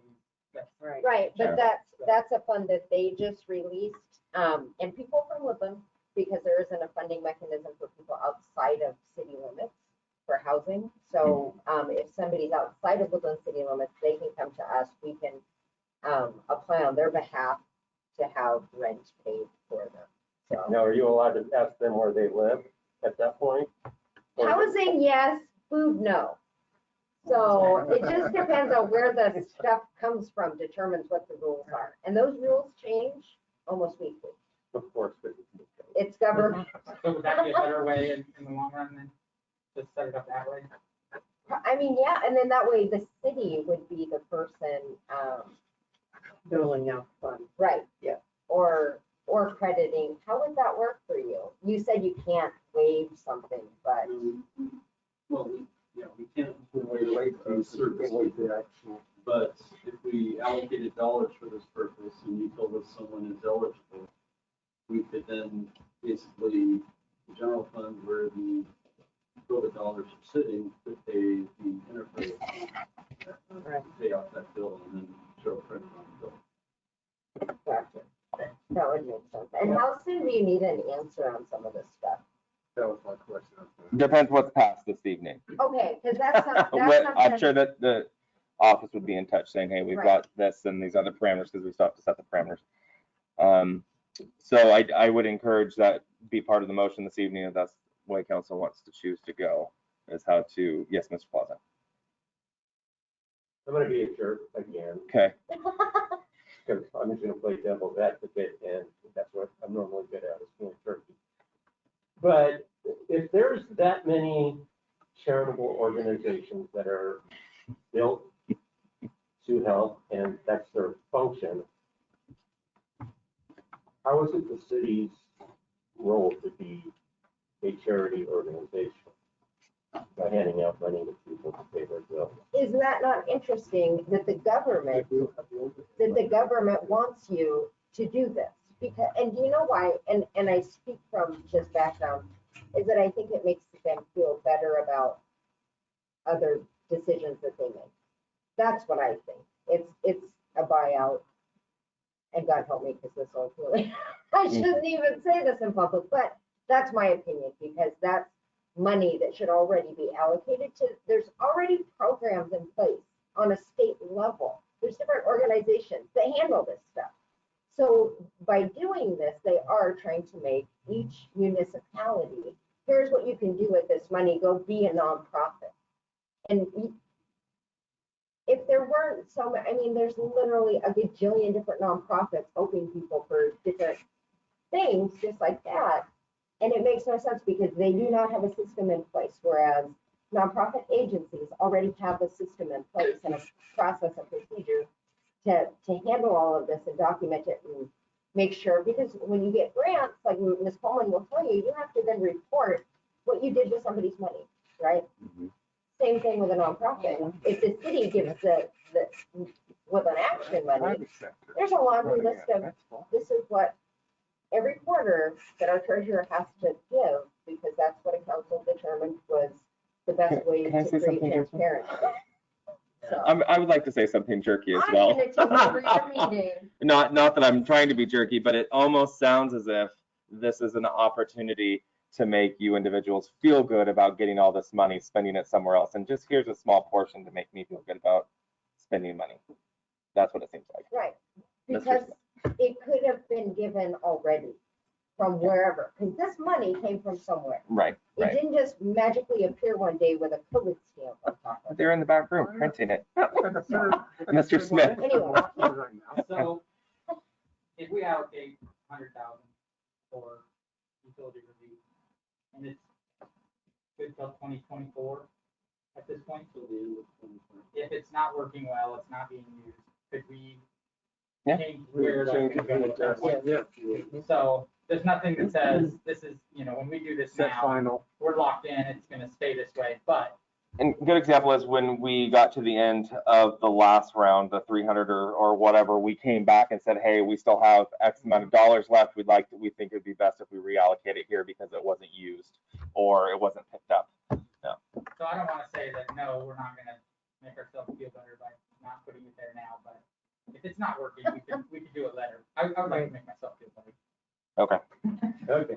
And I do want to address one other thing that was or two other things in the comments here. And one was there was no business allocation this time. And I'd like to remind council that we gave out $180,000+ last time to local businesses in grant dollars to help them. Not only did we, but the county did as well, which I sat on a panel with and did application process, and a number of businesses in town received anywhere between $5,000 to $35,000, and there was a lot of money that went out to our business community. And at this point, we've only had one person reach out. They've already received a check the last round, but they did reach out wondering if they could get another one. But this money wasn't intended for businesses this time. Right.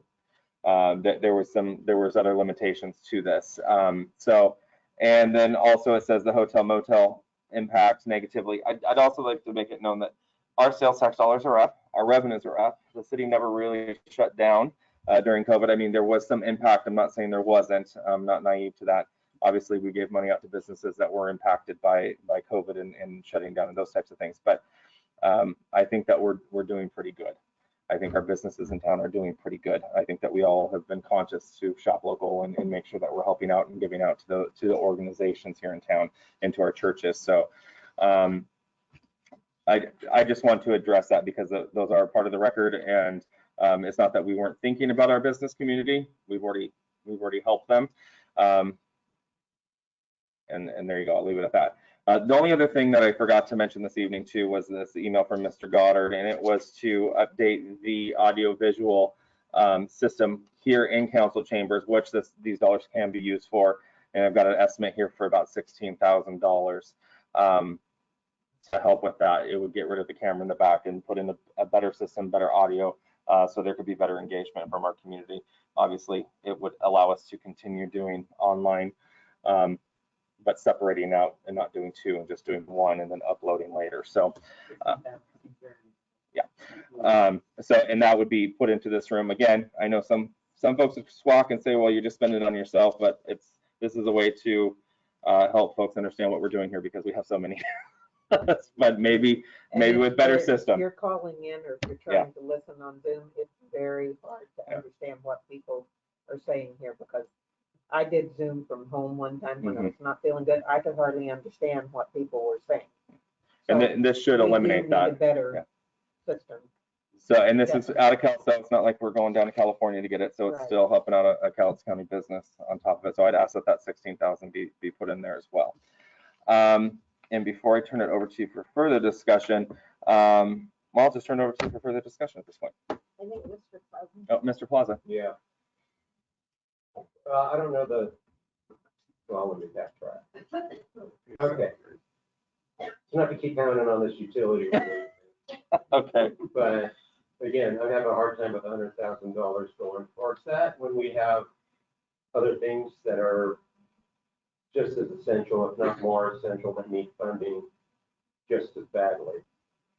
I mean, for example, all through COVID, and no matter what emergency we have, tornado, flood, zombie apocalypse, there's one agency that always has to be up and running, and that's the police department. They're being mandated all sorts of crazy stuff from the state that the state isn't assisting them with payment for. And so I would like to see at least half of this money going towards the police department to help fund unfunded mandates that they've got coming down on them because of all the new laws and whatever. So I don't know if I need to make a motion for that, or if we can just throw it on the thingy there, or what the deal is. But if anybody even else would even agree, I feel like it just be the one talking out my ear. Mr. Boyce. So we need to know the specifics for what it will be used for. Okay, Determine if it's just off the top of my head, $50,000 for body cams. And I'll have to research to see. That's the only thing I was concerned with is if it would qualify for COVID money. Well, they have to work during COVID. Well, I know they did. I know they did. So, okay, well, if you can look into that and see if that's something that we can do, then that would be great. And then we can use the other 50,000 to make ourselves feel good. I will agree And Chief, on that one. how much are the body cams? Did you say they were 45 or 50? It's about, for a 5-year commitment, it's about $45,000. And you've already received how much towards that project? Mrs. Anderson can help you out with this figure, it's 25 and change. Okay. 25,600 something. And that was criminal justice money. So you're still short 20,000, roughly 600. Yes, ma'am. There you go. So I have a question. So, if I remember correctly from a previous, from Chief Crochet, your body cam footage would then qualify for, it would fall under public records request, if I'm correct. Yes, ma'am. So, we already have an issue where people are spending their productive time fetching files for a public records request. So we would effectively with this, sorry, I'm fogging up, we would have to have that public records person keep hours and hours of video footage for every officer for their rotation. Like I'm trying to wrap my head around, I understand the point behind it, but it seems like you would then have to hire one person to just oversee that. Because if I remember the figure that has stuck with me, when Chief Crochet was asked why Woodland did not have body cams, and he's like, yeah, they cost a lot in King County. was the county where somebody did a public records request of every single stitch of video, and it cost the King County like $1 million just to provide those public records. It would depend on the detention schedule, the state mandated detention schedule for the evidence, you know. Okay. Depending on what crime, that varies from forever to 7 years to 10 years. So I'm not specific, I'm just throwing those Right. numbers out. I don't know exactly what those years or dates look like. Yeah, another issue that I'm sure Chief Crochet might have explained to you is the storage Right. situation. Well, with the contract that I'm looking at, storage is unlimited on the ground. They also provide redaction software and updates during that 5-year period that would benefit an employee responsible for getting public disclosure or for disclosing whatever segment of video or body cam video that was requested. So I roughly estimate at least a half of the FTE exclusively for that. But this is not just you wanting body cams, this is a requirement now, is that correct? Well, the requirement is going to be that every custodial arrest starting January 1st of 2022 needs to be reported. Right. Now, we could use something like audio recording devices, but in the heat of the moment, will the officer have the state of mind to turn that recording on instead of once they're on the call, the camera starts to record and records all the way through the incident from start to finish. It takes the responsibility or trying to remember in the heat of the situation to determine how to have that recorded. So we're going to be mandated to record in custodial arrest on that's minimum. So you only have what, this is, or September now, so you only have a couple months to buy this and everybody be ready to go by January 1. Yes, ma'am. Gotcha. Dave, would you be happy if we took 80,000 for water bills and 20,000 to finish off? If that's all they need for that, and if there's no other required things that they need right at this moment, then yeah.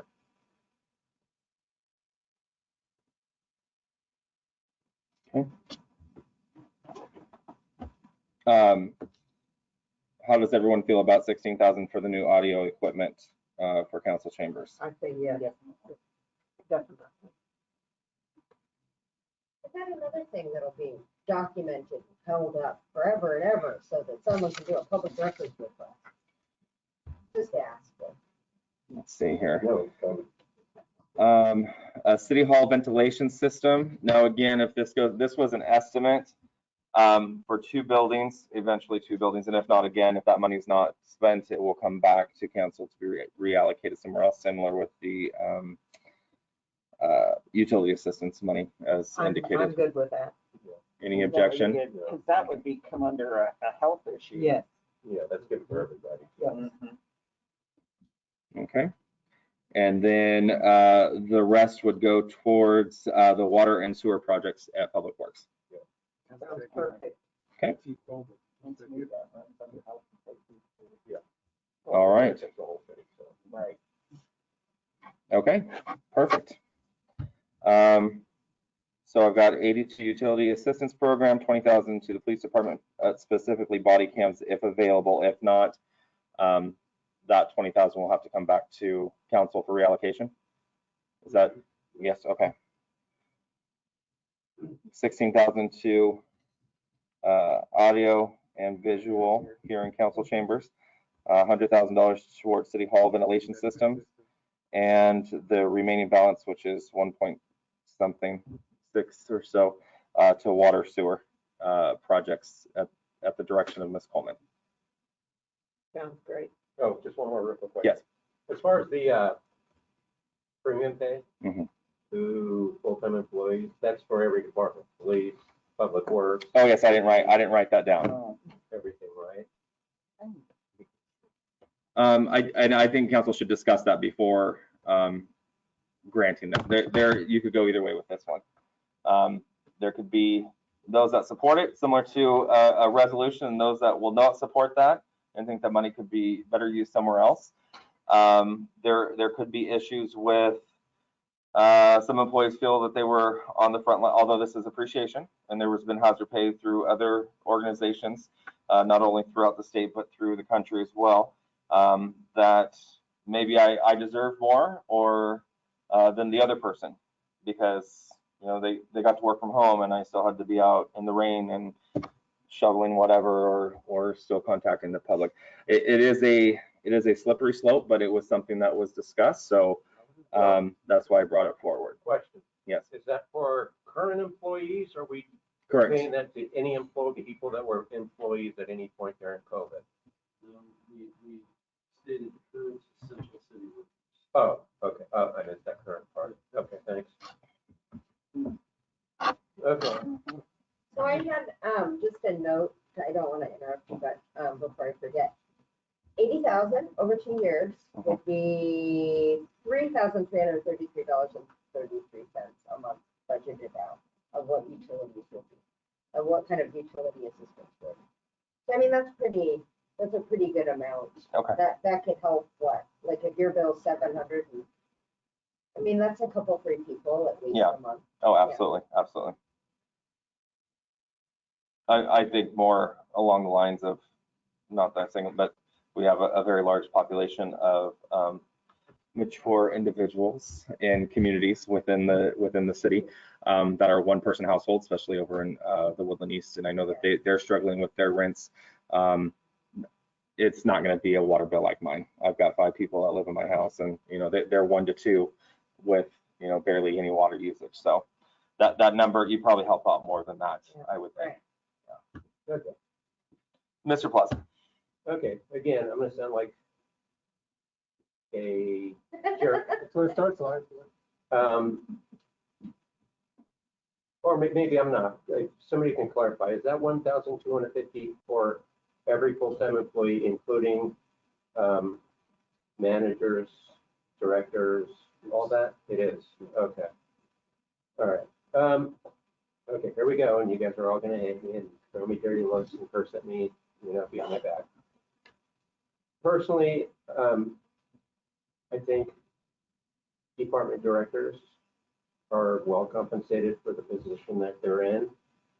And if we're going to, and I understand they were affected by COVID as well. However, I believe that staff level employees would benefit more from this. And so if we're going to do it, I think it should just be for the frontline people. So that's just me.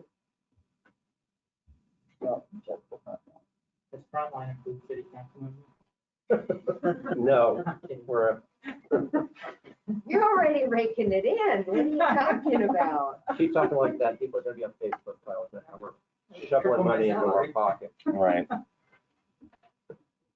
So anyway, so that's just my personal opinion. Discuss. I kind of agree with you, but I also feel like if we want to have an environment of inclusivity, that because department heads had to navigate a lot of random challenges to then send their people out as safely as possible to do their jobs. I mean, we're just not in a position, the city isn't in a position to ever give anybody anything extra. Am I correct with that, Mr. Mayor? That like you can't just decide to give everybody gift cards or anything because. hey, Oh, these true. are Yeah. awesome. Well, it's a gift of public funds. I mean, and some could even look at it this way as well. I mean, you could look at it that way as well. These are tax dollars. However, they've made some different rules with them. But no, there's no, we do employee appreciation lunches and those types of things a few times throughout the year. But other than that, that's just to say thank you. But no, there's no, here's $20, Merry Christmas. No. That's a good point. I didn't consider that. So yeah, okay, never mind. So no, that's a good point. That the directors did have to do a lot of juggling and navigating through this whole fiasco that we had last year. They So- also had to take on a bunch of extra. Yeah, duties. they did. So I'll retract that idea. So it didn't, it sounded good at the time, but actually was pretty bad. Well, that's why we talked about. That's why this is a workshop. Right, that's right. Any other thoughts or comments? I feel really chatty and I apologize. I feel like that just kind of triggered in my brain. I feel like we should at some point have like a separate conversation about how to best appreciate our staff, right? I just kind of think maybe that's the thing. Well, we have clerks week, we have public works week, we have police week. Is there a community development week? Mayor appreciation. Mayor appreciation day. I think that we do a pretty good, well, I mean, I think that the directors do a great job at letting their employees know how much they appreciate them. I try as much as I can, but Well, we don't want anyone to think you're not being. playing favorites? Yes, yes, not being nice. Not being nice, yeah. Because I think money is one thing. I mean, because like everybody needs money. Right. Hard cash makes everything better, but. Right. We're being recognized as doing a good job also. Right. That a lot of the things that went on in this town, I don't think people really fully understand the challenges of not being able to, two people who work in the same department who need to assist each other, we're not allowed to be near each other to fix the things that their job requires them to fix so somebody can have water or sewer.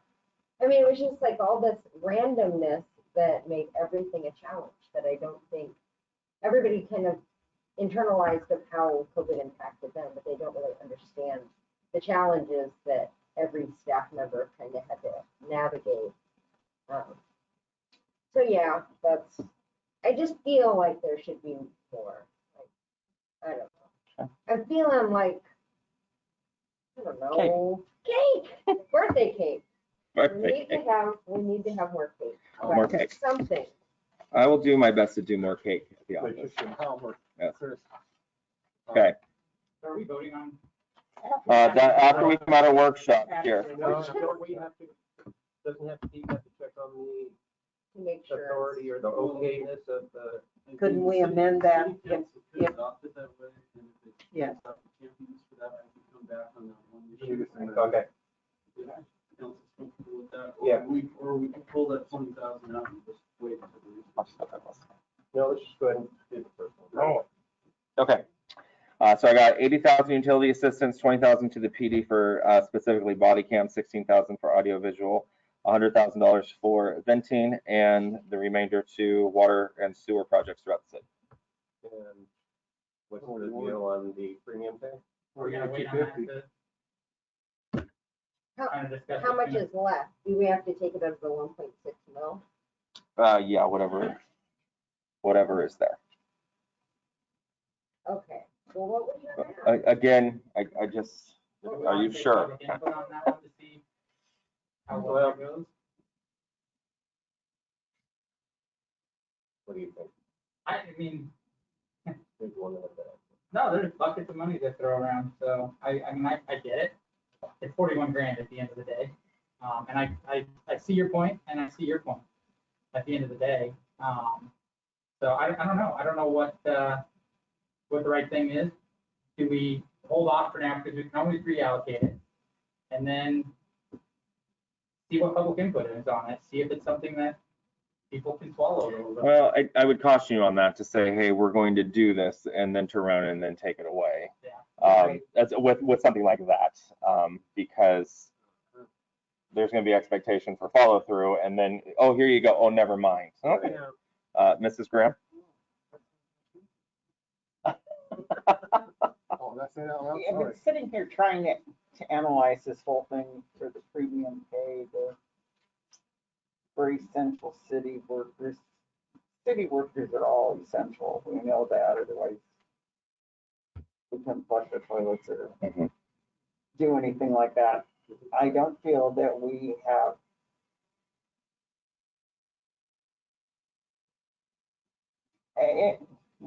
trying to find the right words. I might think about it about Say it in a midnight. nice way, that's Yeah. always my problem. Well, yeah, there's good ways and then there's better ways and then there's ways that aren't appropriate and it came,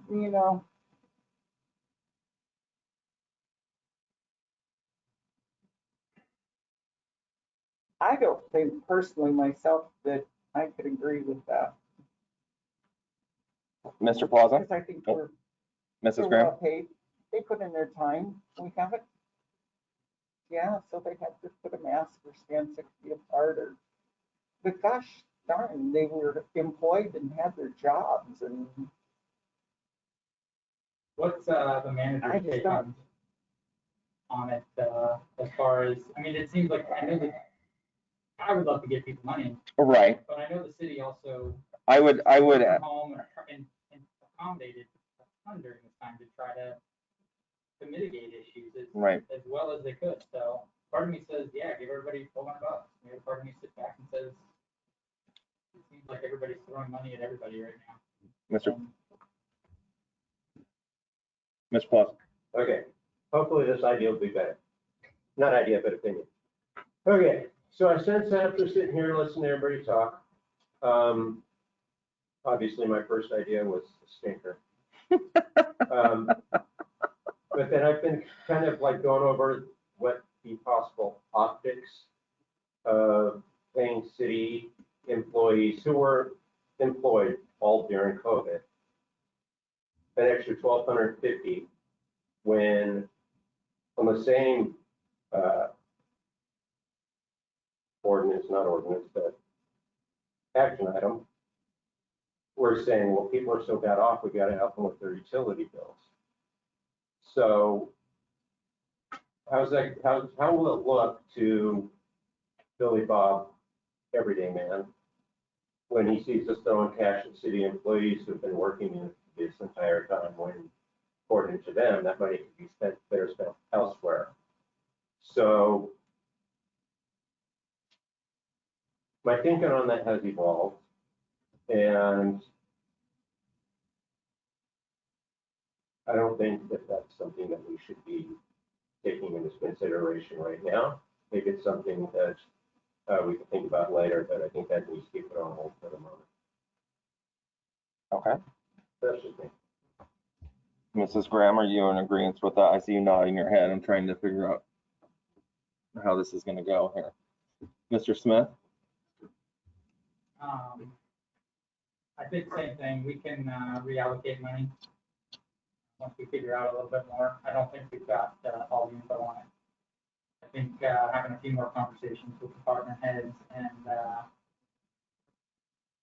seeing what works best for the city, I think a little more time. We can always reallocate money going forward. So, okay. Like I said, I don't think we want to just say, yes, you can have it, and then they're going to have to come back where we pull it. I don't think that's a great idea either. So yeah. I think we need to do more research and see what the best case scenario is for the city. This side of the room? Well, I got a feeling I like it too. We can wait because what we talked about already hit Voice of Woodland, so we'll put plenty of feedback on what they feel about it. So yeah, how much of that is true? So you know, so okay. Yeah, we can kind of hold off and wait. Okay. So just to clarify, in the paperwork for this funding mechanism,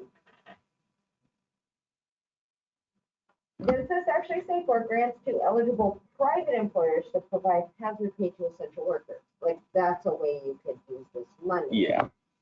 So it's interesting that you could give it to a grocery store to pay their employees hazard pay for working during a pandemic, but you can't with city employees. You can with a private business. I just find the wording, I Right. think, I find it interesting, just the extra little they've put onto the money. Because I think that, again, kind of muddies the waters. So Where you think that's saying that it can't go to them, it only can go to businesses? It's because, yeah, it says for grants to eligible private employers to provide hazard pay to essential workers. So, On the second page of the NRC document, Uh-huh. bulleted items, it indicates, let's see, 1, 2, 3, 4 bulleted items. For premium pay, hazard pay, up to $13 an hour, not to exceed 25,000 to any individual employee to eligible local government essential workers. Okay. okay, up to $13 an hour. How many hours? But Mr. that's Smith. hazard pay. That's just, we are discussing like kicking everybody 1250 and saying, yo, gee, happy Friday. And this is saying it's actually hazard pay. So like, to mitigate, I think that's weird. I mean, because everybody's telling me, like, I'm getting tagged in all these posts on social media about how, like, the different city employees, unions will mitigate the damage of whatever we just passed last meeting, right? Anyway. So I'm confused by this. You can pay up to $13 an hour hazard pay to a union employee that their union's gonna Government mitigate employee. their, yeah, but they're gonna mitigate their hazard? I'm confused. I'm sorry, I don't speak government very well. Yeah, so basically, we have to go back and get that 1250 and calculate on an hourly basis. To $13 an hour for an employee to get to that 1250. Gotcha, okay. Mr. Smith. So I guess to me with hazard pay, I guess, is there a way to, like set a bank to where if somebody did have COVID, there was a bank of, money that would cover that employee taking the quarantine time off to make sure that, you know, you could mitigate the hazards of that person coming in to where they would feel more comfortable by taking the time off versus coming in sick? Can we put that into a bank to try to mitigate? And Yep. then at that point, it would be truly hazard pay to make sure that reducing the hazards for people. Yeah, I think that would be acceptable. I'd have to do the homework to make sure. So it sounds like we have to discuss more, have to wait for more info at the end of the day. So we can always reallocate later if we get some more info on it. So what are you suggesting then to, So we just, well, if I'm understanding right, because I'm something like this. Allocate the money except for the premium pay, and then if we need to modify it later, we can. Okay, so just withhold 42,000 and some change off to the side Yeah. with nothing. Okay. Okay, perfect. So we will call it 42,000 reserve. Right. Okay. All right, 80,000 utility assistance, 20,000 for specifically body cam, 16,000 audio for and visual, and the council chambers, 100,000 for ventilation, 42,000 into a reserve bank, and the remaining to water and sewer projects. Okay, any further discussion? All right, the time is now 9:15. We are out of workshop. Moving on to action item J, allocate American Rescue Plan funds. I'll make a motion that we approve, action item, what is it? J. Allocate American Rescue Plan funds. Second. Do we have to exempt the 42, or are we going on? I would just put it into a reserve bank. Reserve. I put it into a reserve bank. Um, And seconded by, who said second? By Mr. Plaza. Randall. Oh. How do I not participate in this vote? I'm sorry. Do I not participate in this motion right now, voting on this motion? Because if utilities were to come to a place I volunteer at, I don't think they're going to you. I think Yeah, you're not benefit from it. It's not going to your I pocket. just want to make sure You're not- that we are 100%. Well, it hasn't been decided what organization is going to go to as of yet. Okay, I Well, would and say that's a fair assessment. gotcha. Even if she was, she's not profiting from it. Yeah. she's not profiting from it. Correct. I agree. Okay. All right. Motion by Councilmember Rounds, second by Councilmember Plaza. Councilmember Rounds. Well, I think we've discussed it quite a bit in workshop, and so I think we've come up with a pretty good plan. Councilmember Plaza. Further discussion. Mr. Smith. I mean, at the end of the day, whatever we come up with, it's not gonna be 100%. And we can always change it later. If we need to modify it, we can. I think we have the right intent tonight to try to do what we can and allocate it to somewhere, but you're not gonna make everybody happy. Further discussion? Just Mrs. to be Wright. perfectly clear though, there are rules in place for how this money can and cannot be spent. And we are playing within those rules. Just so if anybody thinks we made this up as we went along, there are actually rules attached to this fund. So, All right, seeing nothing else. Mrs. Anderson, action item J, allocate American Rescue Plan funds in the amount of 80,000 utility assistance program, 20,000 to body cams for the PD, 16,000 for audio visual into council chambers, $100,000 towards ventilation system at City Hall, $42,000 in the reserve bank, and the remaining balance for water and sewer projects at this time. Councilmember Holland, aye. Councilmember Graham, Aye. Councilmember Chapman, Aye. Councilmember Plaza, Aye. Councilmember Smith, Aye. Councilmember Rounds. Aye. All right, action item J has passed.